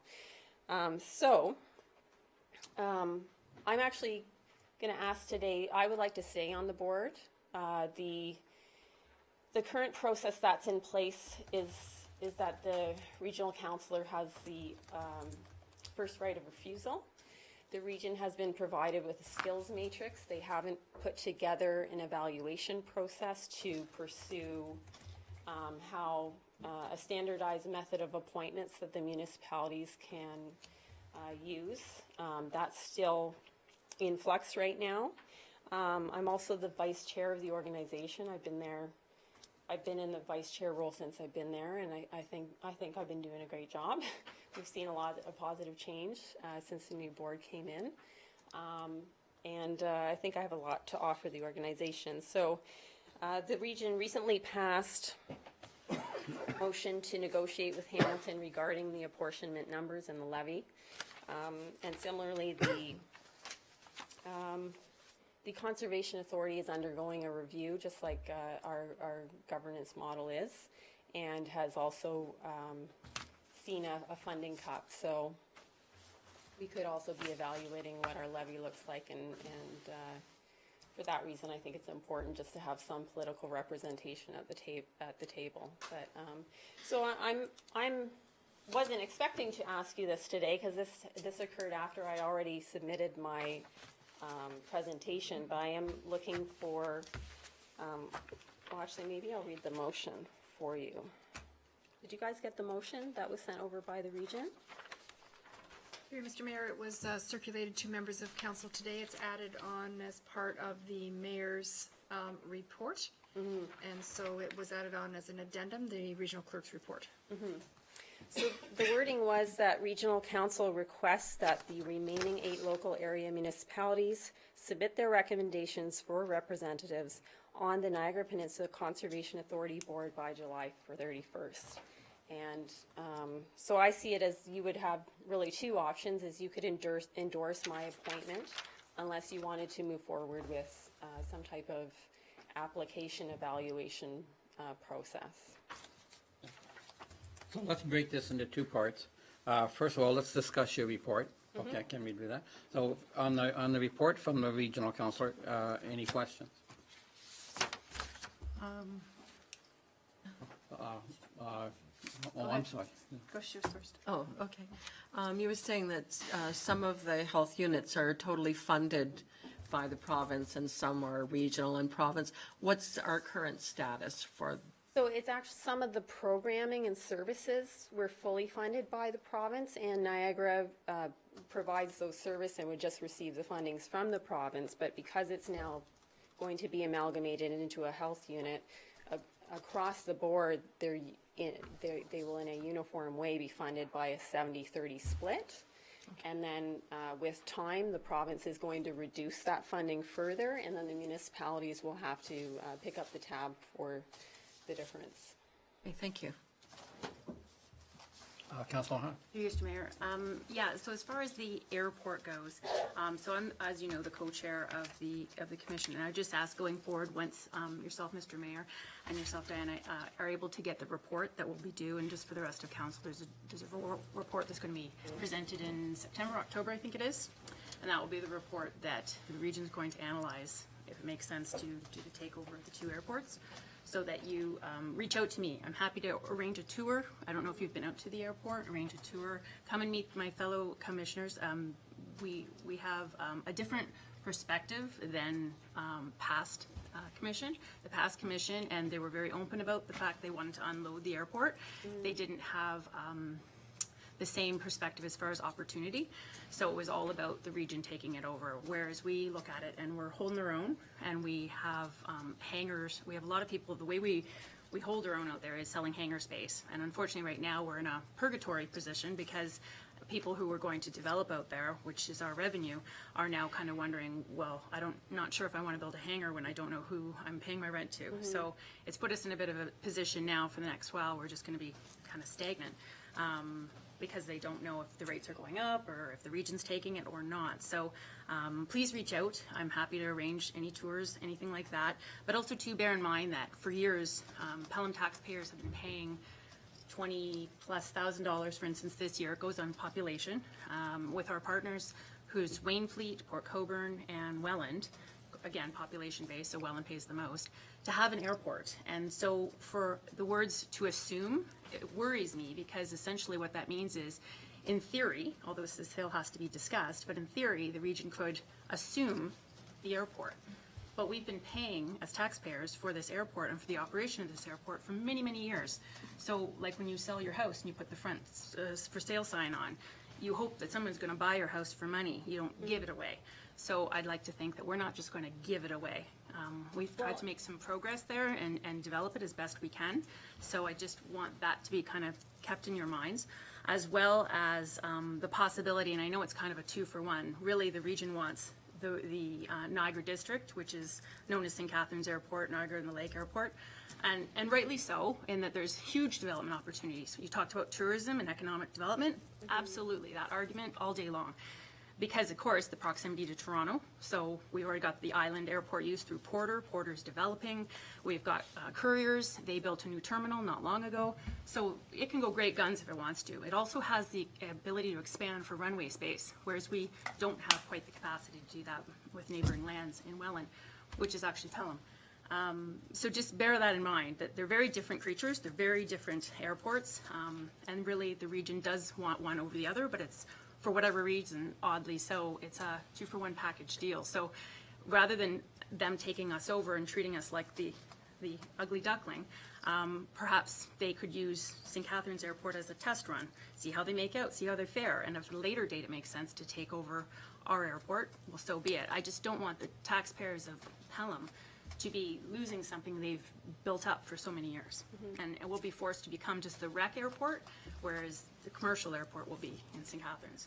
So we have to think about it from a One, I Pelham would love standpoint. to come on a tour. I've been trying to reach out to I've talked to a recent board member, and I actually tried to reach out to yourself this weekend, but couldn't get you. But anyway, I'll follow up with you directly. And 2, I'm not convinced the region thinks it's a 2-for-1 deal. There was a lot of resisting in terms of which airport and why. I would suggest that you know, if the board is open to the potential for the region to take it over, that you clearly articulate, you know, the needs and wants and what would be agreeable in that circumstance, because I know that we have invested a lot of money in it, and it does have value to our area. So, but the other thing I wanted to mention is, I went to a meeting with the Southern Ontario Airport Network, and they talked about there's a void, or there's a real shortage of pilots, and they've had to reduce the number of hours a pilot needs to fulfill in order to become a pilot. And I'm wondering if maybe there's a potential for that airport to develop into some type of training agreement with Niagara College, because it seems like there's an opportunity, an educational opportunity that maybe might be available for the airport to capitalize in terms of a value-added business aspect. We've got trainers there. Niagara College doesn't offer aviation. Some of the schools in Toronto do, with Buttonville closing over the next several years, and it's going to be sold off for homes. A lot of people have reached out and perhaps will use our facility for training and such. I mean, it used to be back in military days. That's how it came to be. Right. So we've got the skydiving there. It's just that right now we're in this state of flux where people don't know what they're investing into because they don't know whether it's going to be regional or not. So unfortunately, we all know the region moves very, very slowly in making decisions. So we'll be in that state of flux for some time now. So that will put us kind of behind the ball a little bit. But hopefully, I guess the plan is that the report comes out in the fall. You guys make your decision. And then in January, February is when if it gets taken over, and hopefully not taken over, then that's when that would happen. Anyhow, let me know if you want to. So if I could just add to that, that discussion that the region had, when they said assume, that's exactly what they want to do. They don't believe, especially in our airport, they do not see any value in it. Niagara District, yes, more so, but they were willing to take them over, and the people who run Niagara District are more than willing to give the airport to them, correct me if I'm wrong here, Dan, as long as they continue to run it and make it flourish. But as far as paying anything, the region is not going to be paying anything for the airport. And the other, and I had one other little thing I wanted to say, and what the heck was it? Old age. Actually, so do I. One Oh. more thing for you, Mr. Mayor. But then I'll think of while you talk. It could be this, though. Here's the other thing as well. This is important to keep in mind. So, in theory, if both airports are assumed, there will be a new commission formed. Now, that new commission will, and again, we don't know the fate of Niagara region, but let's talk today. Let's talk pre-amalgamation. So you've got 12 municipalities. So in theory, that commission will have 12 people. So you have to think about the real vested interest. Somebody from, say, I don't know, Grimsby, Niagara-in-the-Lake, Fort Erie is going to have for Pelham. Not a great deal. So, you know, you take those far-reaching communities that now make up a representative on the board. We've taken our 1/4 vote and sliced it several different ways. So essentially what we've done is we've lost control of an airport that's on Pelham soil. So that's something to bear in mind too. We won't have the say that we have now. It'll be sliced a number of ways by a number of people who are far, far away. I would suggest if that's part of your concerns as a board, that you include that in the negotiations, should it go on to the next step. But you guys ultimately make the decision, so I'm just putting it out there. Oh, and that was, what else was brought up was that if the region took over our airport here, the owners of it now would want a provision that if the region decided not to operate our airport and wanted to unload it, that it would return to the 4 municipalities that own it now. So they can't take it over now and then 3 years from now say, oh, we're going to sell the land. So that's the one. That's the one great thing, is that if it doesn't work out, if it does, there's a lot of regions, there's a lot of municipalities, and I think you'll agree, Diana, it's not a sure thing that the region's going to buy it. There's Yes, that's right. In air quotes. Bye. Assume. skeptical. They've asked for financial statements. Some of them asked for business cases. They want to be convinced that we should take it over. So it is very much up in the air at this point. It would have to be, I think, very convincing for the region to take it over just based on the last vote, because it was, I think it was like 16 to 14. It was very close. And that was just on the agreement that we would first receive a report. Any more questions for the Regional Council? Okay. Good. So I'm going to read this motion first. Motion put Well, forward. actually, can I just add, so yeah. you were, I believe you were going to talk to the Conservation Authority, so I'm wondering, since, you know, you were also going to speak to that, wouldn't it be pertinent for you to bring up your comments at this point? Let me do this one, and then we'll get to the next one. Okay. So motion put forward by Council Hahn, seconded by Council Trophy. Be it resolved that the May 21st, 2019 report submitted by Regional Councilor Hewson be received for information. All those in favor? All those opposed? Motion carries. Okay, so now, this one. Well, through you, Mr. Mayor, that is on the agenda under the mayor's report. You would just need council, just a quick motion by council to consider this now. Oh. Just to reorder the agenda. Okay, so Council, in order to put the two side back-to-back, all those in favor of reordering the agenda? Okay, thank you. Passes. Okay. So here's the, what we've done here. So first of all, Council, I want to say that Diana, as our co-chair, and Dave Bilsma as chair, and then the people that are on the council or on the board of the MPCA right now, they've done a great job. That was total chaos when they took it over. January, they had to fight just in order to get control of the board. The other board did not want to let go. We had to have a court ruling. Chaos. We now have, we're heading in the right direction for sure. The board of directors that are on there right now, they've done a lot of heavy lifting, and it's definitely going in the right direction. That being said, so yes, the decision to this council now, the ombudsman report came down. Decided or directed that we could have regional, or we could say regional representatives, or it would be municipalities' rights, within their rights, to put it out and see if what kind of response we were to get if we were to open it up to the citizens. So my recommendation myself is Diana is doing a great job, but as a council, you guys, it's your decision. So we'll debate that now. Councilor Hahn.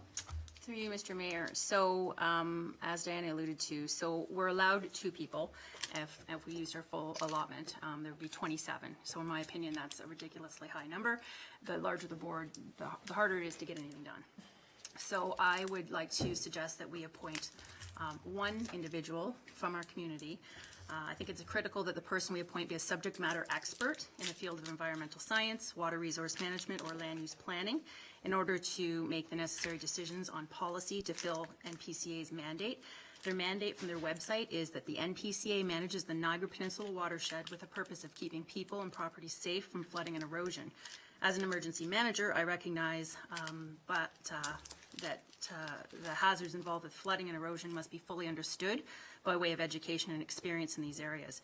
We should recognize that these are indeed subject matter professionals that are required to tackle such issues.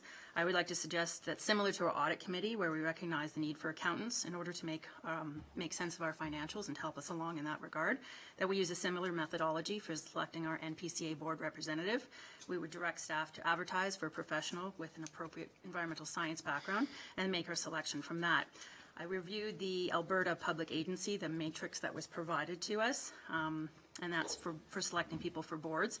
It's not as heavy on science background as I would like to see, but I would like to suggest we make a motion to adjust the weighting for a profession, as I mentioned, in water resource management, environmental science, or land use planning, to have that weighted to 75%, while the other competencies would receive a total of 25%. Additionally, I would add that, again, we appoint one individual from our community rather than two. Now, after saying that, would you preclude Ms. Houston from reapplying for this? If she's able to fulfill the matrix with the 75% and 25%, then anyone in our community that's a Pelham resident can apply. Okay, comments from council. Council Jofi. Yeah, I would, see, that's a good stepping stone, but I would have everybody apply, just in case we don't find anybody, they might not have those qualifications, so then Ms. Houston should apply too, even though if she doesn't have those qualifications. Yeah, yeah. Everybody. Yeah, Well, anyone can apply, but I would just say with the weighting, that's what weighting means. So that when you look at the Yes, matrix, I yes. don't know if you've seen it, Yes. the matrix, there's, you know, if you're a professional in science or you have a science background, it's worth more Yeah. than if you have a, I don't know, a background in library science or something that's not relevant to an environmental area. yes. Yeah. I know the region, Dan, or maybe you want to speak to that, Well, Dan. so the Alberta matrix was suggested to the region for them to develop their own matrix. It's not the matrix that is going to be used. And should you decide to use it, you would be the only municipality who would be evaluating an appointment based on a matrix. You would also be, I think, making a statement about, you know, what the current practice is, whereas the regional councillor has first right of refusal, and that was a courtesy that I will mention was extended to the previous regional councillor, who did fill a seat on that board. I mean, the organization itself employs mostly people with environmental science backgrounds. The board has asked for a diverse board that takes into consideration much more than those competencies. And I will point out that this organization as it stands has a very strong need for operations management practices, for public and media relations. Communications has been a strong issue. They are involved in many events, so events planning is very important. Financial management is very important, having someone with a legal degree. So the board itself has asked for a diverse base. I think to use a matrix, to apply a matrix to that I would, well, the other thing is I would be the only regional councillor who would be evaluated for this board based on this process. So there's a number of different things going on here. But I think it also would be a show of non-confidence if you put me through this type of evaluation. So just to be clear though, Diana, because these other councils wouldn't know what's happening at the regional level. So there's 8 municipalities that are exactly like we are. They haven't submitted anyone, and we were waiting for that because at first the region said that they would take applications from us, but then the region would do the vetting. Excuse me, sorry, there are 2 that have put forward their political representatives. Well, as of our last meeting, we had a letter come out to us that said there was 8 municipalities that hadn't done it. True, but so 2 of them, well, not of the 8, but 2, Port Colborne and I think West Lincoln have a political appointment, and then there's 4 that have a citizen appointment. Yes. So I guess you guys have to decide, do you want to make a statement that you want a citizen appointment, or are you happy to go with, you know, the political representative who's stood up at a very difficult time and took some leadership in helping to solve the problems at the organization and is interested in continuing the work in absence of developing an evaluation process that can be used uniformly across all the municipalities. Yeah, so that, if I can just finish my thought. So yes, the 4 that I knew of, I didn't know these other 2, the 4 at the time of last Thursday's meeting were residents of the municipalities, and their regional representatives, if I'm correct me, had stepped down so that the people that they had chosen could go on the board. So that was 4 that had done that. So I just wanted to make everyone aware of that. And then the last I heard, there was 8 municipalities that have until July 31st to put who we want. But at the same time, I talked to somebody on the board, and yes, he confirmed exactly what Diana has said, because I stood up and made a little speech and thought it was a very disorganized matrix that we were following. But one of the board members did indeed tell me that Diana, as our regional rep, in the past, that she would have first right to refusal. So, yeah, that whole meeting, unfortunately, when we started talking about the NCPA, it was just total chaos as to who had the last say. So I'll just leave it at that. Councilor Corr. Yeah, through you, Mr. Mayor. So Diane, the makeup is 18 on the board, Yes, and 4 come from Hamilton? 4 come from Hamilton, 2 come from Haldeman. And what does St. Catherine's have? Everybody else has 1? Yeah, across Niagara, every municipality has 1. And the representative from Halden or Hamilton, what are they? Is it half politicians? Hamilton has half civilian, half political appointments. Haldeman have 2 political appointments. Niagara now has 4 citizen appointments, so there's 6 of the 18 are civilians at this point. Okay, and through you, is there a ratio that the board wants, 50-50, or it all depends on who we appoint?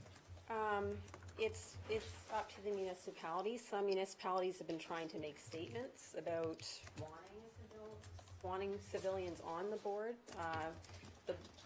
The Conservation Authority itself, well, our CAO, Gail Wood, has acknowledged that there's no board across the 31 conservation authorities that are entirely civilian. There's always a blend of political and civilian. So I think it's reasonable to have some type of political representation at the table, especially since this is a body that's able to levy a tax on the municipalities, and our funding just got cut, so it's something to consider.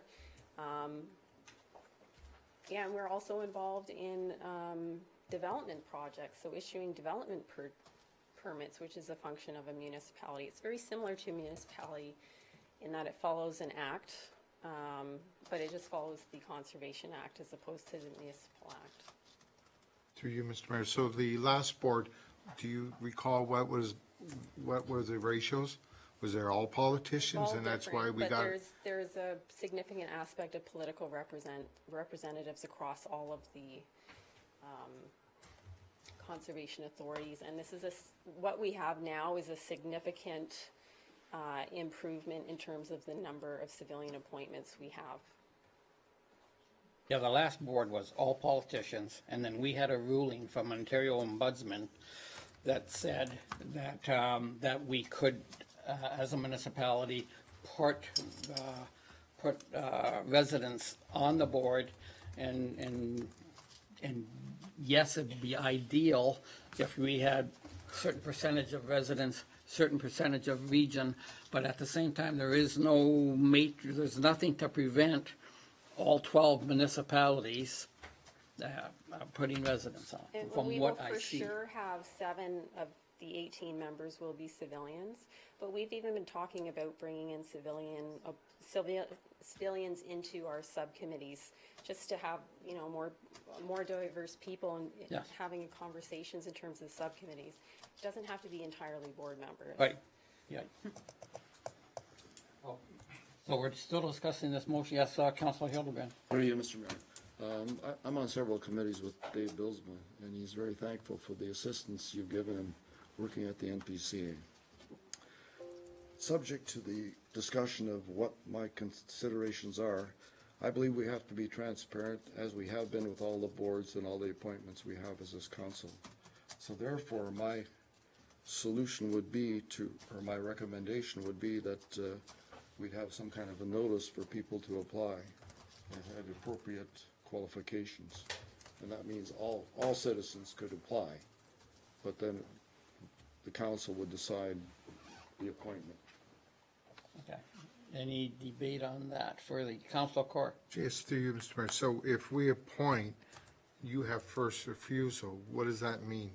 If we appoint someone and you, Well, I mean, if the town undergoes the process of appointing someone, it would not be goodwill for me to say, too bad, I have first right of refusal, but I have expressed to you that I have an interest in staying on. I think I've been doing a great job. I've invested a lot of time in trying to get the organization to a place where it's starting to flourish. There's employee morale has been tremendous. We've got a great new CAO at the helm, and I've been very involved in terms of a significant number of initiatives that have been moving forward with the organization that are still unresolved. And you can appoint someone at any time. It doesn't have to be, the region is just looking for you to just articulate who the person is by July 31st. But by September, if you decided, maybe I'm not doing a great job, you don't want me there anymore, you could decide to appoint someone at that time. So I realize they put a date on you, but you're really not under the gun to, make a decision, I guess, in terms of whether you want a political or civilian appointment. No. Anybody else? Okay, so, well, let me read my motion, and then we'll see what we got. Motion put forward by Councilor Trophy, seconded by Councilor Wink. Be it resolved that Council receive Mayor Junkin's May 21st, 2019 report, and that was about the region and what we've just been discussing. And that the town of Pelham accept applications from Pelham citizens for consideration to appointment to the Niagara Peninsula Conservation Authority Board, with applicants encouraged to provide information to demonstrate competencies aligned with the evaluation metrics as contained in Regional Clerk's Correspondence CL-C 39, 2019, with an application submission deadline to the town clerk by 12 p.m. June 21st, 2019. And that the applications be presented to Pelham Council at the regular meeting scheduled for July 15th, 2019, to ensure an appointment recommendation is provided to the regional clerk in compliance with the July 31st, 2019 deadline, and that the regional clerk be so advised. So now we're back to making the decision. So if you vote against this motion, then you're staying, giving Diana vote of confidence, she stays our rep.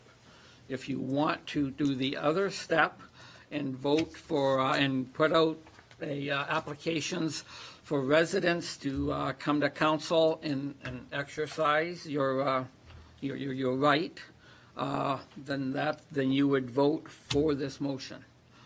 So, any discussion on this motion as we just read it? Yeah, so right now, the way that motion reads is to see if we're going to put it out to the residents. Wouldn't we require another motion to accept Ms. Hughesen as for that position? Yeah. Or is that automatically just take it? I defer to the clerk. Right, because it didn't even come up there, so I just want to make sure it's clear that everybody. Yeah. Through you, Mr. Mayor, I believe we would need council direction because this is putting it out to residents. So if Ms. Hughesen wanted to let her name stand, she might submit a letter indicating her interest in that. I don't believe that voting this motion down automatically would reinstate Councillor Hughesen.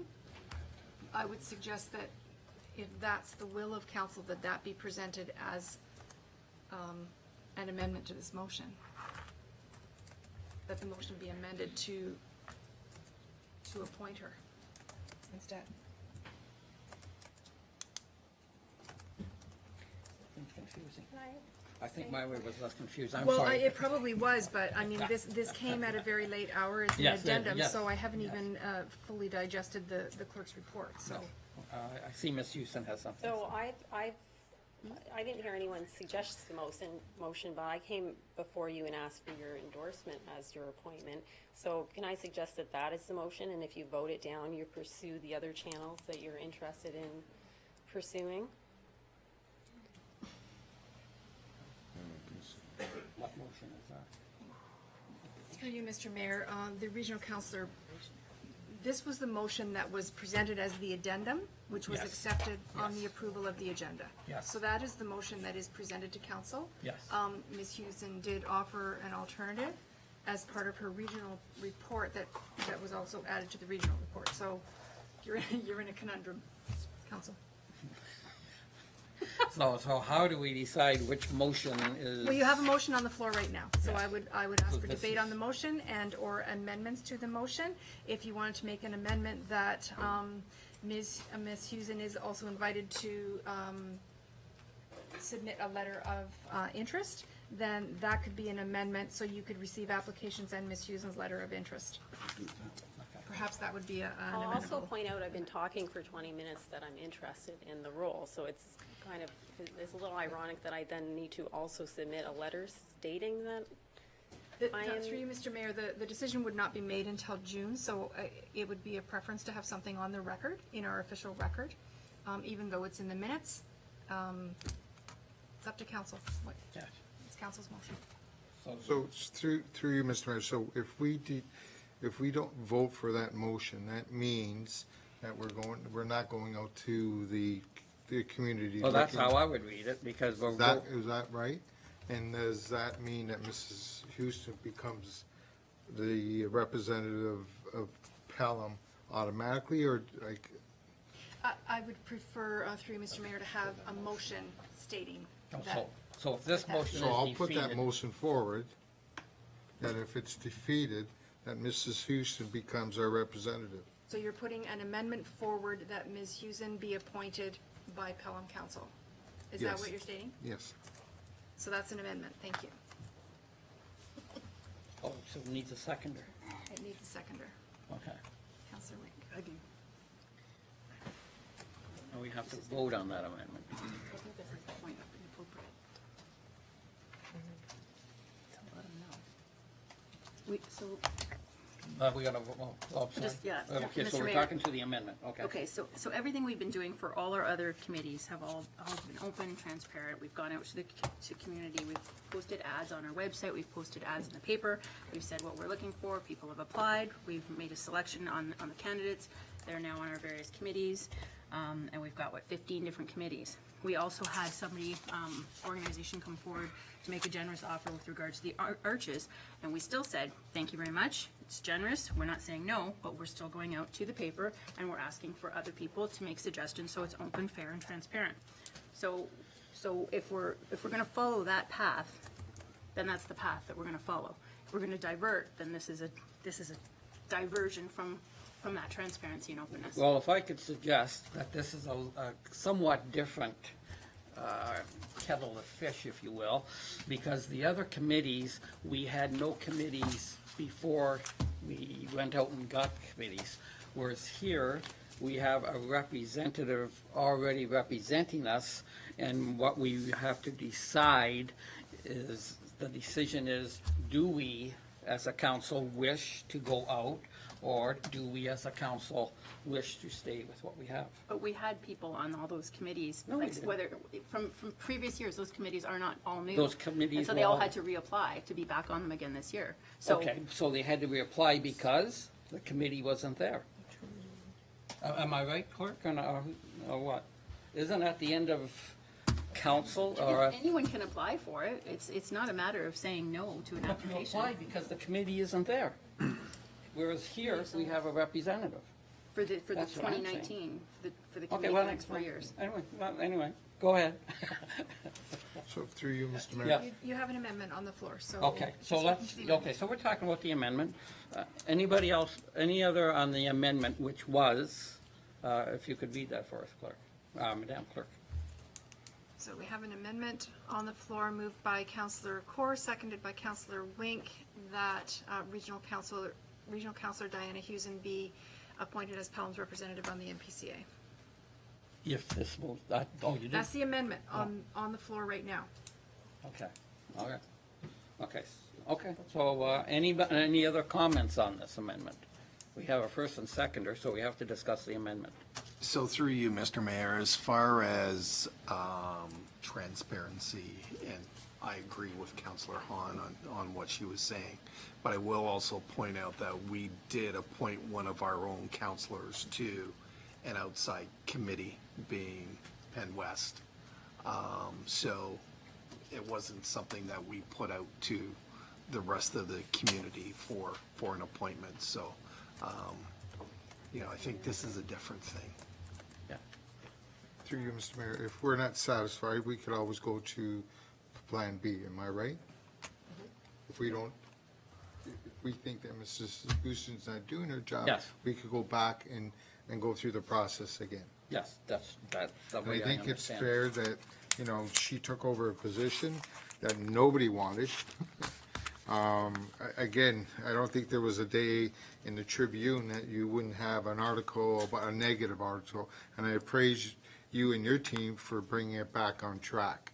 And to upset that now wouldn't make sense. And if we want to talk about it 6 months from now or a year from now, I would fully agree. But let's leave what's in place until they get structure back into the organization.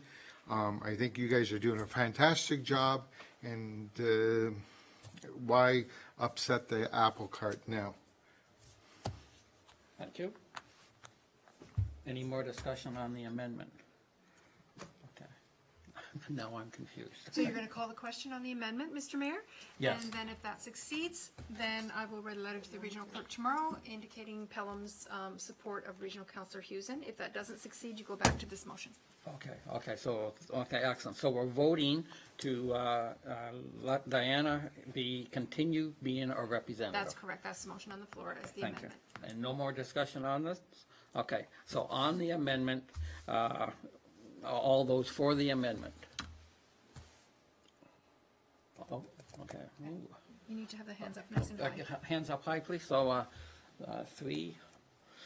And all those against the amendment? 3. So then I vote, and I made some promises, but I'm going to break them because I totally agree with Ron, and I've seen the job that this co-chair and her fellow board members have done. They've done an excellent job. Diana is very enthusiastic on her job, and I will vote that for this amendment. Thank you very much. I really appreciate it. And that concludes my regional report. Okay, thanks, Diana. Thanks for your presentation also, Councillor. Okay. There you go. No, sorry. Goes against emergency management 101. Well, They don't know the ramifications of the decision they make. They're not the right people. okay, moving right along, Council. We have a motion put forward by Councillor Corr, seconded by Councillor Hahn. Be it resolved that the following minutes be adopted as printed, circulated, and read. Number 1, C-08/2019, council minutes of May 6, 2019. Number 2, SC-18/2019, special council minutes of May 6, 2019. 3, SC-19/2019, special council minutes, May 13th, 2019. And after reviewing those minutes, is there any discussion to be had? If not, all those in favor? All those opposed? Thank you. Motion carries. Oops. Business arising from council minutes. So just want to ask if any items are to be lifted. I'm sorry. Any items to be lifted from the consent agenda. Okay, yes, that's Number what we're 8. doing. Okay, so now we're, so there was no business arising from council minutes. We go down to number 8. Is there any request to lift consent agenda items for separate consideration? So that would be from 9 to 10, I guess, right? So does anyone have any items they would like to lift? Okay, seeing none. All those in favor of that motion? Okay, and against? Okay, thank you. Oh, so now I get to read. So the motion is for the consent agenda. Yes. If you just want to read that it's passed en bloc, then that's fine. The motions were contained on the agenda, or you can read it out in full, which has been, No, let's just read. You know what they do at the region? They just do it on block. it's fine. If you want to approve it en bloc. Okay, so approve this en bloc without taking time to read this. All those in favor? Okay, all those against? Excellent, thank you.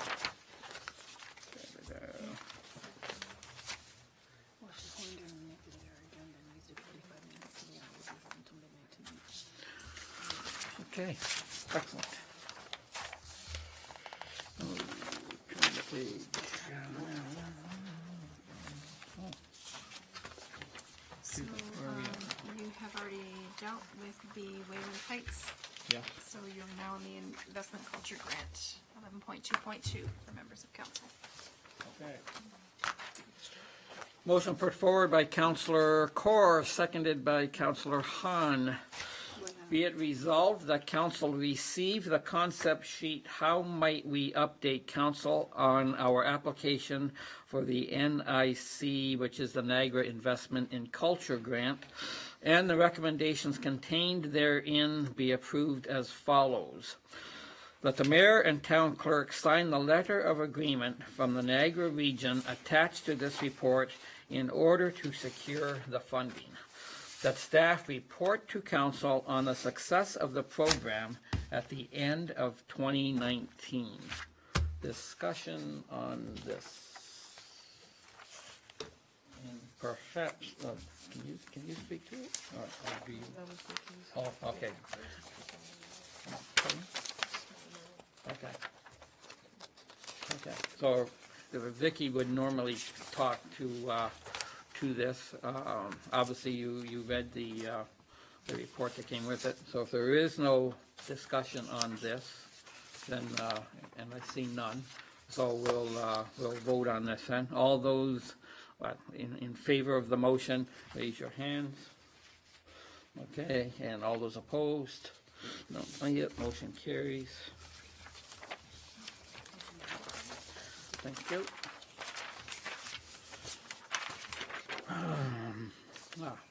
Motion put forward by Councillor Corr, seconded by Councillor Hahn. Be it resolved that council receive the update report, Gypsy Moth Cost Recovery Options, and that staff be directed to recover the cost of aerial spraying of private properties within the identified urban spray areas in response to the gypsy moth infestation by evenly distributing the cost to spray private property to all affected property owners in accordance with alternative 1, and that staff be directed to insure an invoice for the cost of aerial spraying to the 2019 for all properties within the identified urban spray areas. Discussion on this motion. Councillor Corr. I'm not in favor of that. I think the issue is a community issue. And why is it only 294 residents are going to pay for the spraying? You know, we need to understand that for the last 11 years we didn't do anything, and all of a sudden we're putting the burden back on the, if I'm not mistaken, 294. So the trees, we talk about climate control, and that trees are the biggest part of that. And for us to just ignore it is not the answer. And to burden those 294 citizens is not right. My math is that there's 659 dwellings in Fawn Hill. I got the figure from 2016, and if we spread that throughout our community, it works out to 2541 per household. You know, I just feel that we should have budget properly, budgeting $25,000 and 10,000 of that is used for communication and leaving only $15,000 for spraying is not the right answer. I think moving forward, we need to have a bylaw, we need to have reserves, we need to understand when we're going to spray again, so we don't have this issue again. And the more we control this, that each year we spray less, so the cost will go down. So if we're at 100% this year, 2 years from now, we're down to 80. 3 years, we're down to 60, and somewhere down the road, we could be down to 30% of our land mass, which will, cost us less in the long run. But to ask the 294 residents to pay up to 241 to, I hear numbers of 500, it's not fair. And even when I heard about some residents say they only have a couple trees on their property, why am I paying $200 something? So I am not going to support this, and I think we need to share this throughout our community, because trees are an important part of our community, and we have a symbol, a symbol of a tree representing our community, and I just think it should be spread across the community. Any other discussion? Councilor Choshy? Yeah, through you, Mr. Mayor, this question, that 290 residents, will that include the rural as well? To you, Mr. Mayor, no, that only includes the residents that are in the urban blocks, spray blocks. So that does not include any of the rural properties. I think there's, out of the urban properties, I believe there was, so I got the number right, 108 acres of properties within the urban spray blocks that aren't the town's properties. So that the cost for spraying those urban properties is $64,000. The rural program has been done completely separate from the town's involvement. So they have contacted Trees Unlimited and Zimmer directly to establish spray programs for their properties. And the estimate that's coming back from Trees Unlimited is about 440 acres of rural properties that he's spraying outside of our program. But in the town of Pelham? Correct. Yeah. That's correct. Through you, Mr. Mayor, so then all those homes along Canberra Road, Memorial, and in Cherry Ridge, that's all considered rural. So they'll be paying all for themselves? That's correct, sir. Like, I'm all for, like I said before, I think we should take onus on this, but we gotta treat everybody in the whole town fair. And these people live right up and down Canberra Road, and they start just north of, or just east of Center Street, going through the village. There's lots of oak trees there, and they're all getting charged $510 for just over an acre. And if they get their two neighbors, they'll be under the 3 acres, it's $1,020. There's no discount. So the lot size is determines what you pay. Correct. So the price is $510, 1 acre to 3 acres. So we'll say person A has 1.1 acre. It's $510. He went and got his neighbor, 1.1 acre. Okay, now the price is $1,020. It's still under the 3 acres. The plane is still going right by there, or the helicopter, what they're using, is what my point is I'm saying. I take it Paul left. Yeah, through you, Mr. Mayor, Paul Robertson from Trees Unlimited had another appointment. He had to leave. He wasn't able to stay to answer questions regarding the costing. Like I said, the town of Pelham hasn't been involved with any of the contracts and deals that have been set up in the urban and the rural areas. So in drafting this report, I 100% agree that we need to be fair and equitable. The $25,000 budget that was established by the town was to establish a program where we would do the infestation survey, we would monitor, or sorry, we would do the program coordination for the program, which would include advertising, open houses for the public. And it would include spraying our properties, which were severe infestations. Let me be clear that the properties in the areas that we've identified in the report, there are gypsy moths outside of those properties. They haven't been identified as the moderate to severe infestations. So I wish Paul was here to be able to talk about this more. he, through his expertise and his company, performed an inspection and a survey of the lands that he felt were moderately to severely infested.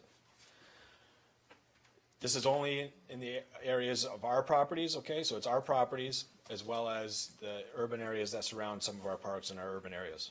The rural program was completely separate. The town hasn't been involved with any of the dealings or any of the contracts that have been set up with the rural property owners. So in order to make it fair, if the only way I see to do it, if you're going to judge it across or prorate the cost beyond, like across the whole tax base, you need to include the costs of the people that are paying themselves out of their pockets in the rural areas as well. So I presented three alternatives. One would be to present the program as we did initially, that the town basically covers the cost of the infestation survey, the program coordination, the consultation, the advertising, the coordination of the program itself. We would be responsible for spraying and covering the cost of our own properties. The areas within the urban boundary that were identified as being moderately to severely infested through our expert, those costs would be passed on to the property owners, such as they're being done in the rural areas. So in essence, the town would not be subsidizing or covering the costs of any private property being sprayed. The town would be covering the costs solely of the infestation survey, all the program coordination, the consultation to get this program in place, dealing with the permits, and we would be responsible for covering the costs of our own land. So out of our $25,000 operating budget that we have in our operating budget, we estimate that we're approximately $23,000 of that $25,000 would go to spraying our lands and then doing all the infestation survey and the project coordination. The spraying of private lands, whether it's in the rural or whether it's in the urban, would be the cost of the property owner itself. And through you, Mr. Mayor, based on the contracts and the dealings that have been set up between Trees Unlimited and the rural property owners, they have a pricing strategy in place. So it's $500 or $510 for the first 3 acres, and after that, there's additional charges. He's worked those out directly with the town. Just to be clear, the town hasn't had any involvement with any of those dealings or any of those contracts that have been set up in place with the rural property owners. As a cost-effective or an equitable way to look at cost recovery for the urban properties, we looked at basically taking our land at that $625 per acre in our urban areas, whatever the town's portion was for that, times 625 was our cost. The remaining cost of the urban area was for those 294 property owners within the urban area. Basically, we looked at dividing that cost, the $64,000, by that 294 properties, which came up with the $231 per individual household. So that's how we got to that number. So, and if I can just ask, so the total cost, if we want to be fair and equitable, and then the town takes the hit for every tree sprayed in the town, not just rural but urban, the total cost is? So based on, sorry, Teresa, do you? Go ahead. Oh. So based on my report, that would be considered alternative number 3, in which we would cover all the program administration costs. We would cover the cost of spraying our own properties. We would, and let me be clear, only the town properties that are moderately or to severely infested. We would cover the cost of the urban properties within the urban spray blocks. And right now it's an estimate on the number of rural properties. Even though the deadline was May 1st, those people have all signed on. He hasn't received checks for all that yet. So, they haven't paid for that service. So he's still working out those exact property owners. He's estimating that to be about 440 acres. And if we look at $175 per acre average in the rural area, that comes up to a total program cost of somewhere around $170,000.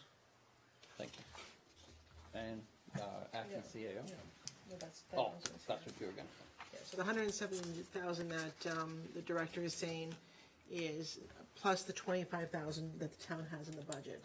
So That's the new amount, is 170,000 that we don't have in the budget. Okay, okay. The total cost is 193,000 for everything. 193,000. Mr. Mayor, just to comment on that as well. Because of the uncertainty of the rural properties, we estimated a 15% contingency in there to come up with 190,000. So that 190,000, sorry, would include the $25,000 budget. It's the cost of the complete program. So we already have $25,000 budgeted, so you could take the additional money required would be the 190,000 less the 25,000.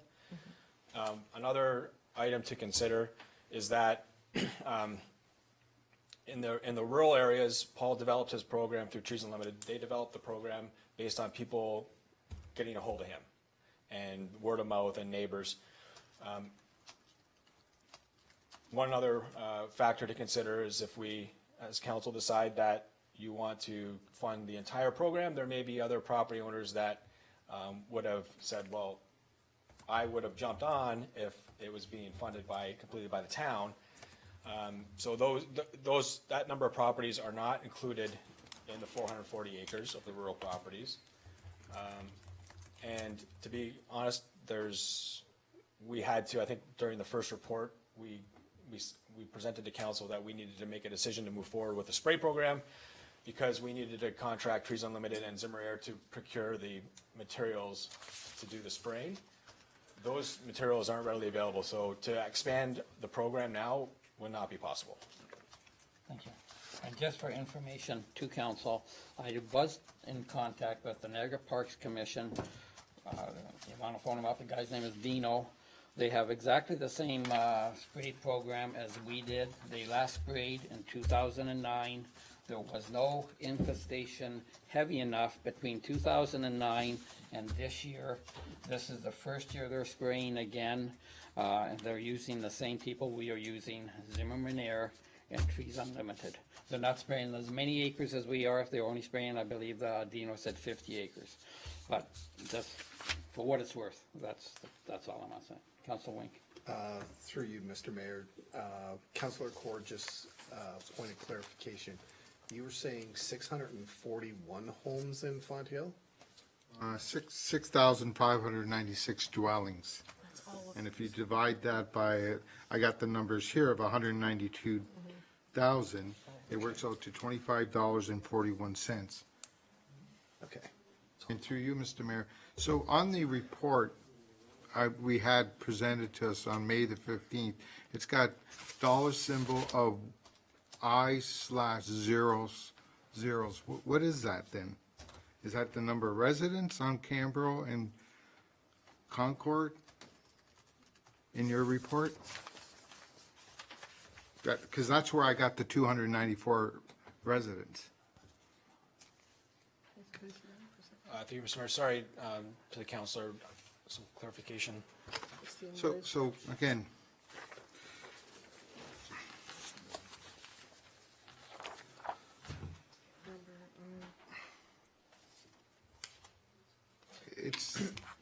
so we don't even know what that number is? So, through you, Mr. Mayor, the 294 properties, we used. Yeah, property, citizens, same thing, residents, Yeah, we citizens. used GIS to determine the limits of the spray blocks, and we went through and manually picked out the addresses of every one of those properties within those spray blocks to come up with the 294 So properties. through you, Mr. Mayor, so we reached out to 294 residents through Fawn Hill and Fenwick. Is that the answer? No, through you, Mr. Mayor, those areas within those spray blocks that are identified on those maps within their urban urban areas, we used GIS, which outlined on a map the areas that were those spray blocks. We went into those spray blocks and manually picked out all the properties that were in that spray block. That came up with 294 individual properties. In the town of Fawn Hill and Fenwick, or both? Just not in Fenwick. So why don't we have the Fenwick report? That is the rural program. We weren't involved with setting up anything in the rural area. Yeah, why were we not involved with Fenwick and North Pelham, the rural area? Mayor, the original program was to spray town properties. Our parks and open road allowances. So, That's what the $25,000 budget was set aside for in the operating budget. so through you, Mr. Mayor, the 294, who reached out to these residents? To you, Mr. Mayor, once we determined the addresses for the properties that were within the urban spray blocks, we have developed communications letters that were hand-delivered to every one of those properties to let them know that they would be included in the spray zone. We also went 80 meters outside of those residents that were within the spray blocks to let those residents know that they weren't included in the spray zone, but to be aware of what was happening when the spraying takes place. So through you, Mr. Mayor. So I had residents that contacted me on Concord, and he's on the east side of Concord, and he could not understand why he's getting a letter. And he told me that he will not pay that bill. Okay? So I don't understand how he could get charged when he's on the east side of Concord.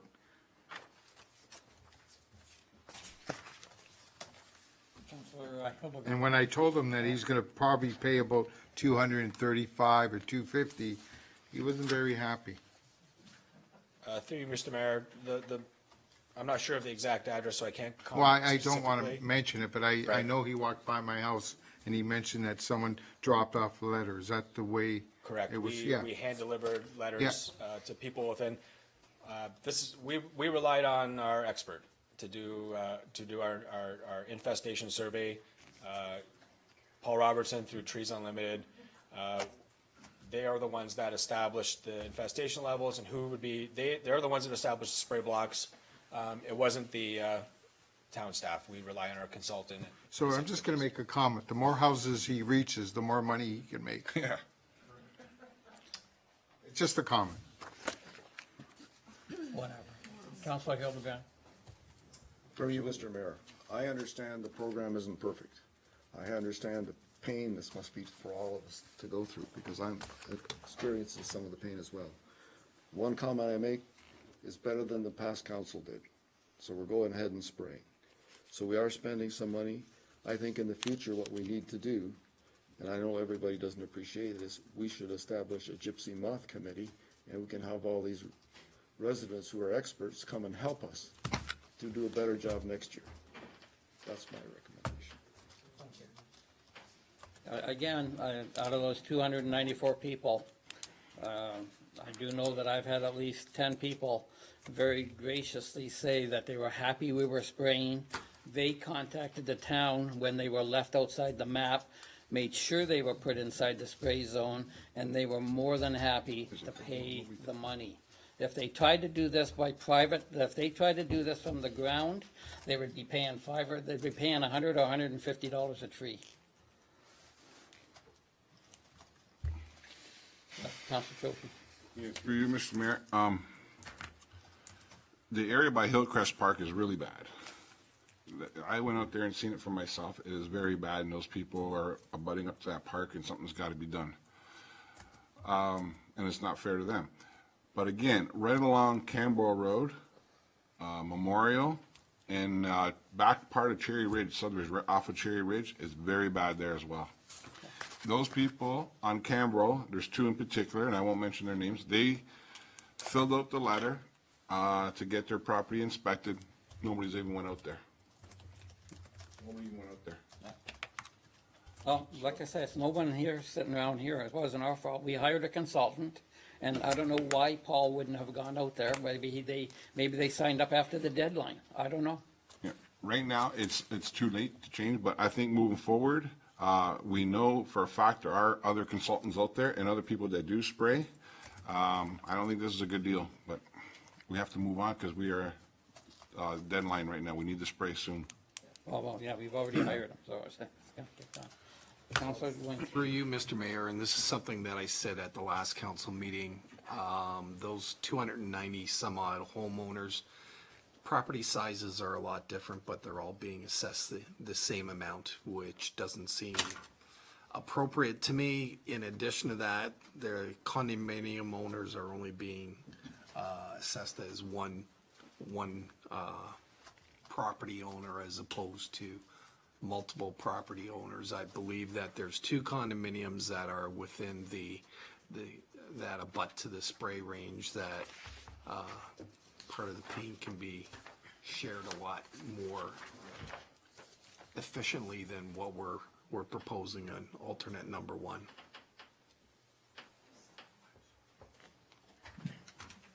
Thank you, Mr. Mayor. Definitely, that's something we considered. Basically, try to make it as equitable as possible. When you look at that urban spray zone, everybody has a different size property. We could go through and calculate the size of the individual properties and build them accordingly based on their acreage to make up that $64,000.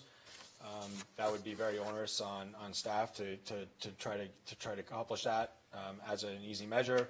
We looked at spreading, if you're within the urban area in the spray block, you were assessed a flat rate based on having a property within that urban spray zone. One of the things with a condominium, absolutely, but if you're asking it to spread across taxpayers in that condominium, then they are limited to a very small footprint with respect to what they would be charged. So in that condo, they would have a far less charge than you would if you had 0.25, 0.3 acres. You would be billing those individual condominium owners based on the size of the property that they have. So this is what we did consider that, and just to let council know, that was the rationale behind the cost recovery from the urban property owners, was to take the value that was being sprayed in the urban zone outside of what the town owned, and dividing that by the number of benefiting property owners in the urban area. Thank you. Where did that motion go? Thank you. So here's the motion, and here's the problem. If we don't pass this motion, that we go with the consultant. The town isn't making $1 million here. No one here is making any money. The consultant did all the work. So as far as I'm concerned, we hired a consultant, and this is his recommendation. So if we don't pass this motion, then we're going to have to determine then how much, who we're going to pay. Are we going to pay everybody? Do we somehow or other dig up $193,000 that we've told the rest of the town that we're broke? You can't do this. You can't have the library. You can't do this. But no, we're going all of a sudden come up with $193,000 because we've heard from 5-6% of the people. So that's so. Guess let's cross that bridge. Let's vote on this motion, see what happens here, and then. Thank you, Mr. Mayor. Yes? What we're just asking is that we spread it around the other community members. That's all. We're not asking that 294 people pay it all. We, as a community, are part of the community. Trees are part of our community. Just spread it around. That's all, and it works out to $25.41. And what about the people that don't have this infestation, and they come to us and say, "What am I paying for? I don't have any gypsy moths on my property." Well, there's both sides, Your Honor. Yes, So indeed at there is. the end of the day, it's trees, and we talk about environment, and if we don't care about the environment, then. Well, we're that's fine. caring about the environment. We're also talking about budget. We're also talking about availability of money, and we're also talking about the fact that we hired a consultant to do this. Anyway, so let's move on, unless somebody else has oh, sorry. Through you, Mr. Mayor, to the councilor's point, this is something I brought up and discussed as well with our consultant. They have received payment for the majority of the rural areas being sprayed. There are still some that are outstanding, but they have received a lot of those payments already. If it was council's wish to fund the rural spray areas that he has established, then there would most likely be additional administration costs in the order of $5,000 to redistribute those payments to those individual property owners in the rural areas. Thank you. Are we ready to call? Oh, Yeah, so, Councilor Chocum. through you, Mr. Mayor, so then if we go the way Councilor Corr suggested, is that works out to about $25 per home for everybody? Or that's not gonna be enough? What? Through you, Mr. Mayor, I'm estimating the cost of the program, the complete program, with a contingency in place of about 190,000. So if you take that 190,000 divided by 6,000 residents, then you're talking $35. Well, you have to subtract out the 25,000 in the budget. Plus the tax, Right. plus the HST. That didn't include HST. Yeah. It's the one that, yeah. So through you, Mr. Mayor, my number was 122 divided by 6,596. That number came from the website for 2016, and my number just came out to 2541. That's all. Mr. Mayor, yes, that'd be, well, yeah, pretty close.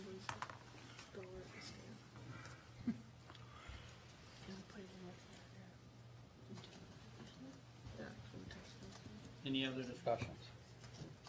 Would that be feasible? Through, there's a question through Director of Finance. Would that be feasible? Can we put it on that at the $25? It would have to be through you, Mr. Mayor. It's separate invoicing through the tax system, but we can do it, sure. We would have to include it with the tax bill because, or else if it's a separate invoice, it'd be $1 a stamp, so it's $6,000 just for stamping and mailing it separately.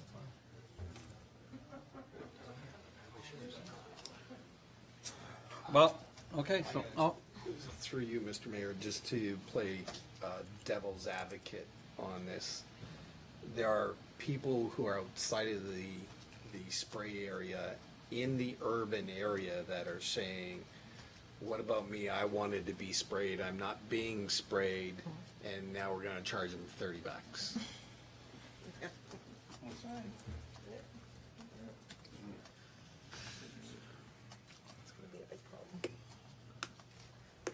are we ready for this motion?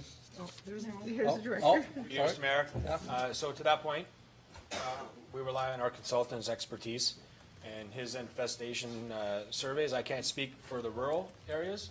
There may be properties in the rural areas that are going to be sprayed as part of this program that may have low to moderate infestation levels. We don't know. All I can talk is with respect to our properties, and to be clear, we're not spraying all of our properties, our town properties.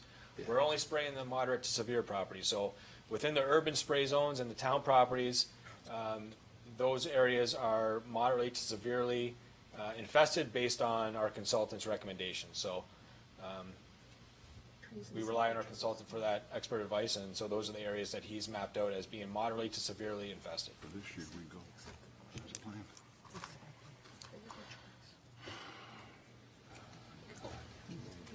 Okay. Gotta make a decision here. Let's do it.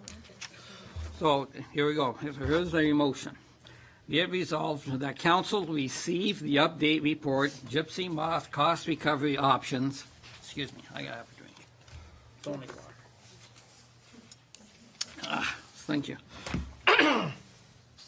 That staff be directed to recover the cost of aerial spraying of private properties within the identified urban spray areas in response to the gypsy moth infestation by evenly distributing the cost to spray private property to all affected property owners in accordance with alternative 1. And that staff be directed to issue an invoice for the cost of aerial spraying to the 2019 for all properties within the identified urban spray areas. Okay, so I'll call the motion.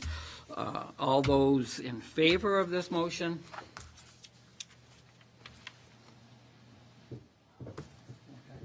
Motion passes. All those against? Okay, motion carries.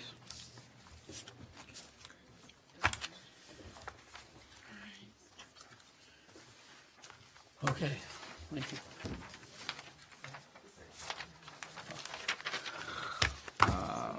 3 members that will need to Yes. Okay, so here, yeah, okay, here we go. So motion put forward by Councillor Hahn, seconded by Councillor Wink.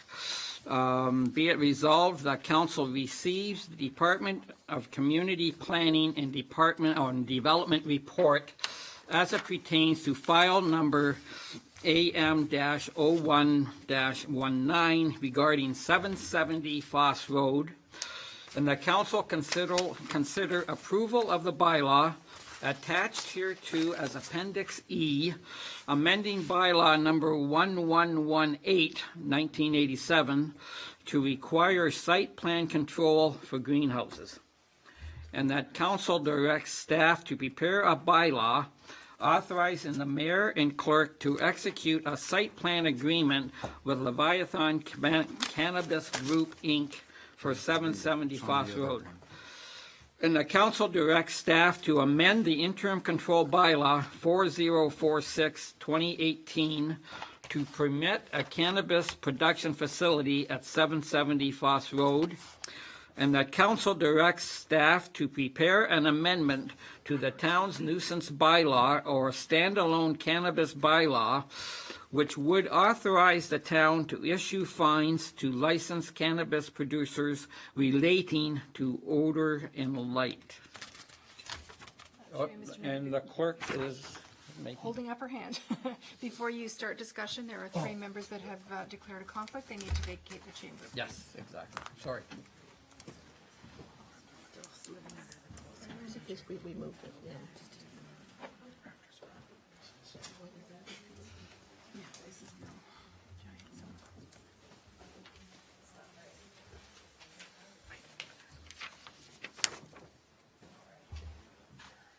I wonder if Barb wants to speak to this. Should we get Barb to talk first? It depends on if council has questions. Okay. So before we, so on this motion, I know I certainly have questions. Does any councillor have questions on this? Councillor Court? Yes, Appendix E. Someone explain that to me, what we're going to, forgive me. So we'll ask the Director of Planning, perhaps, to give us a rundown on that, please. Mr. Mayor, through you, Appendix E is a bylaw that's proposing to amend the site plan control bylaw. That is a bylaw that's town-wide, and it currently states that greenhouses are not subject to site plan control. This amendment would make greenhouses subject to site plan control. Okay. Now, it seemed, if I can ask a question, is there any reason why these, or I thought maybe that would have been a standalone as opposed to with this, or is it just a matter of convenience? Because we want to put the Leviathan application under site plan control, we do need to amend the bylaw. And so it's important to have that amendment go forward. And then the other recommendation was that council enter into a site plan control agreement with Leviathan. So as a council, can we split these, can we split this motion? Yes, council may split the motion. By the motion, yeah. Yep. Okay. So through you, Mr. Mayor, it says agricultural use, but shall not include greenhouses, farm-related, commercial, industrial use. So that's where I'm confused. Yes, because the bylaw right now currently exempts agricultural uses and greenhouses, but not farm-related, commercial or industrial uses. So that change would continue to exempt agriculture, but not greenhouses, and farm-related, commercial and industrial uses. Okay. The way the bylaw is written. So through you, Mr. Mayor, just to be clear then, if I were a vegetable grower, I would have to go through site plan approval for my greenhouse. That's correct. Okay. It's again to be fair and equitable to all greenhouses, and to treat them the same. There are the similar issues, not necessarily with odor, but certainly similar issues regarding light, with other types of greenhouses, stormwater management issues, parking issues, and so forth. So having all greenhouses under site plan control would be a fair approach. Thank you. If I can, and I realize this is a ballpark thing, what do you think on an average, on an application, what would it cost to do a site plan control? Our current application fees are in the order of $4,200 or $4,300. Thank you. Thank you for that. Councilor Corr? So when you did your report, through you, Mr. Mayor, when you did your report, did you ask for legal advice on April the 15th? Because when I was reading it, you have no legal advice, but when you did the short-term rentals, you asked for legal advice. Could you tell me why you wouldn't ask for legal advice on this one? Mr. Mayor, through you, this report was reviewed by legal counsel, and then I believe it was 2 weeks ago, council did get legal opinion from our solicitor on this. But the report was shared with him in advance of April 15th, and he certainly reviewed the report and our recommendations and was satisfied with the report. Thank you.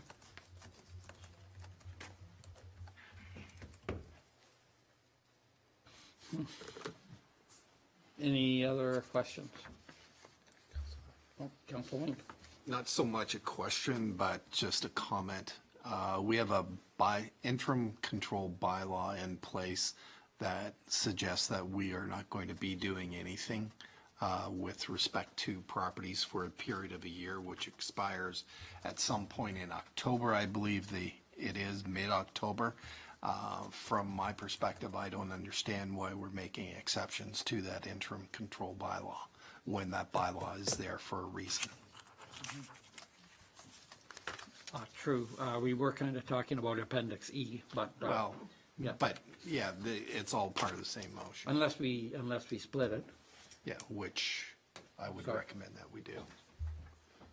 Yeah, Mr. Mayor, through you, just to comment on that, while there is the interim control bylaw in place, I mean, certainly we did receive an application, and we're obligated to circulate and process that application and then present our recommendations to council, and then council can make its decision.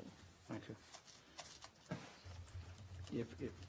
If we defeated every motion here, okay, and then the Cannabis Committee comes back with, again, this approval of said bylaw, I mean, could that, if we defeat it now, can that come back again? Yes, Mr. Mayor, it can come back again. You know, we do feel it's important to make that amendment, but it can come back again. Okay.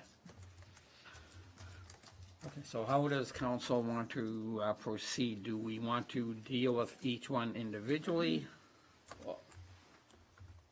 I prefer as a block, let's vote one, and that's separated. Okay. Councilor Hahn, have you got same? You know what, I'm fine with that, yeah, sure. Okay. Doesn't matter Councilor either Wayne? way. Okay, we'll just do the block. Okay. Okay, so do you want me to read again, or are we Yes, okay? I want to make sure we're voting the right way, that's all. Okay, so here we go then. So be it resolved that council receives this Department of Community Planning and Development report as it pertains to file number AM-01-19 regarding 770 Foss Road. That council consider approval of the bylaw attached hereto as Appendix E, amending bylaw number 1118, 1987, to require site plan control for greenhouses.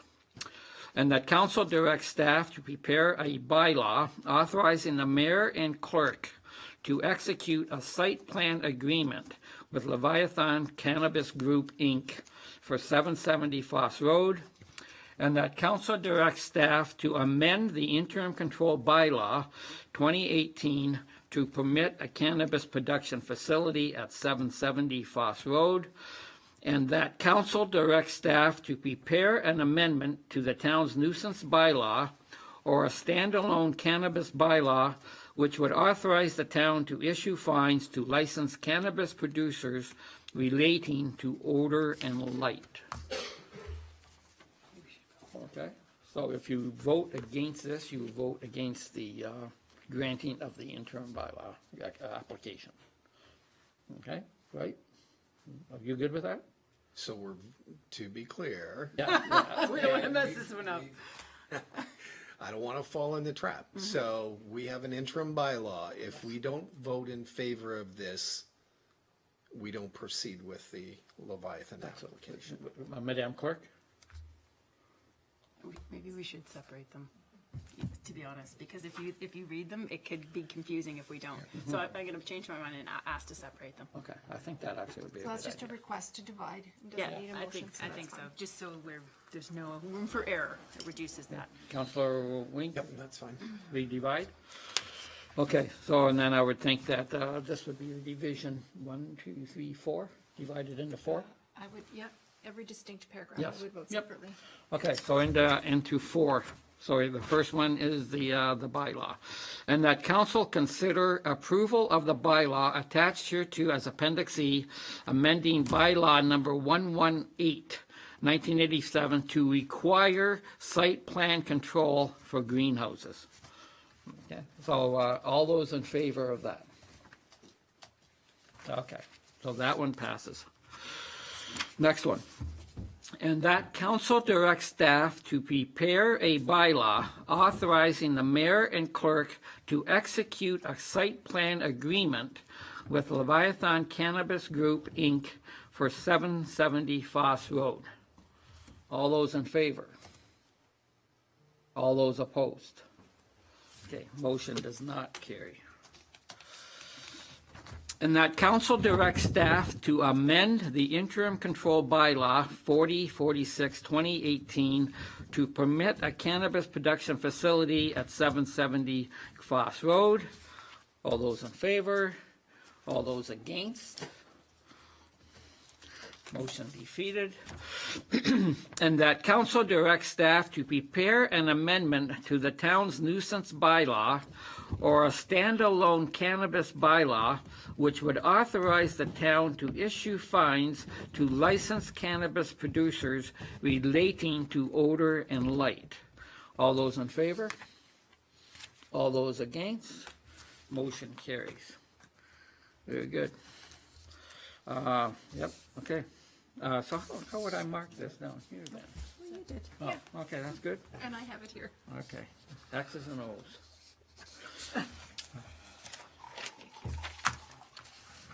Wow.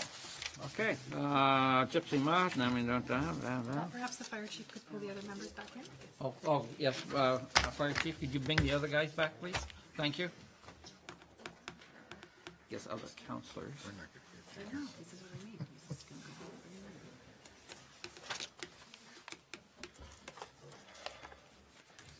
Midnight shift. Where are we now? We're at bylaws, right? Bylaws? Yes.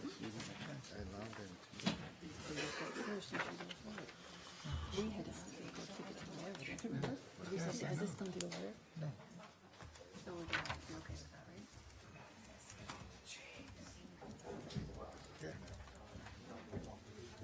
We need the money and it provides a lot of jobs. Okay, councilors, welcome back. Motion put forward by Councillor Wink, seconded by Councillor Stewart.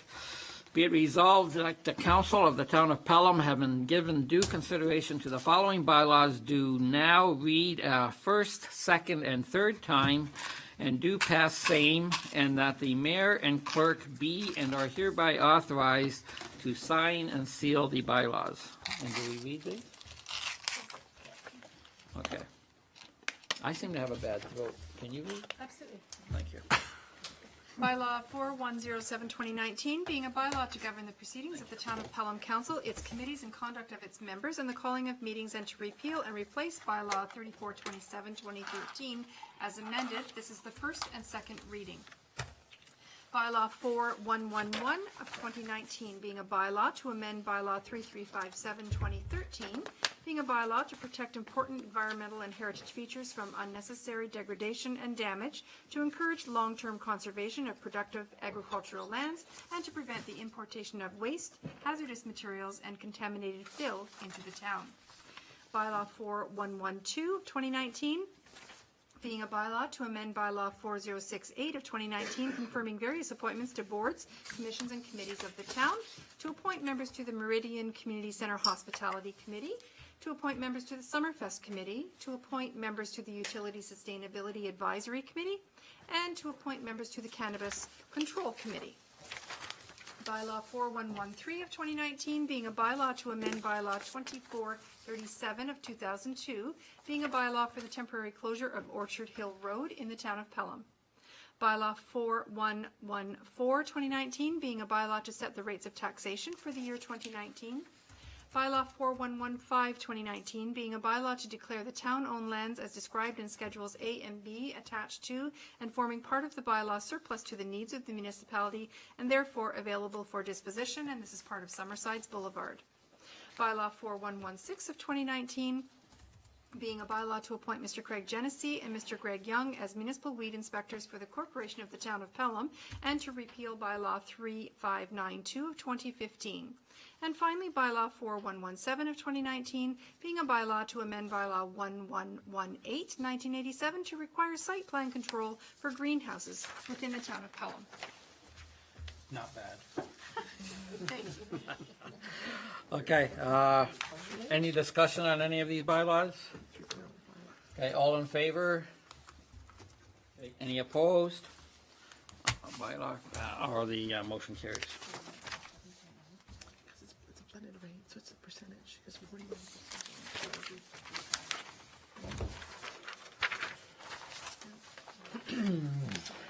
Motion put forward by Councillor Wink, seconded by Councillor Stewart. Be resolved that the following bylaw be read a first, second, and third time and passed, being a bylaw number 4118, 2019, to adopt and ratify and confirm the proceedings of Council of the Town of Pelham at its regular meeting held the 21st day of May 2019. All those in favor? All those opposed? Motion carries.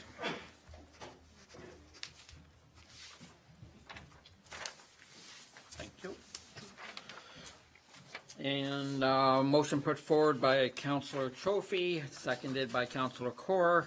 Be resolved that this regular meeting of May 21st, 2019 be adjourned until the next regular meeting scheduled for June 3rd, 2019 at 6:30 p.m. All those in favor? And all those opposed? Why did we have 8?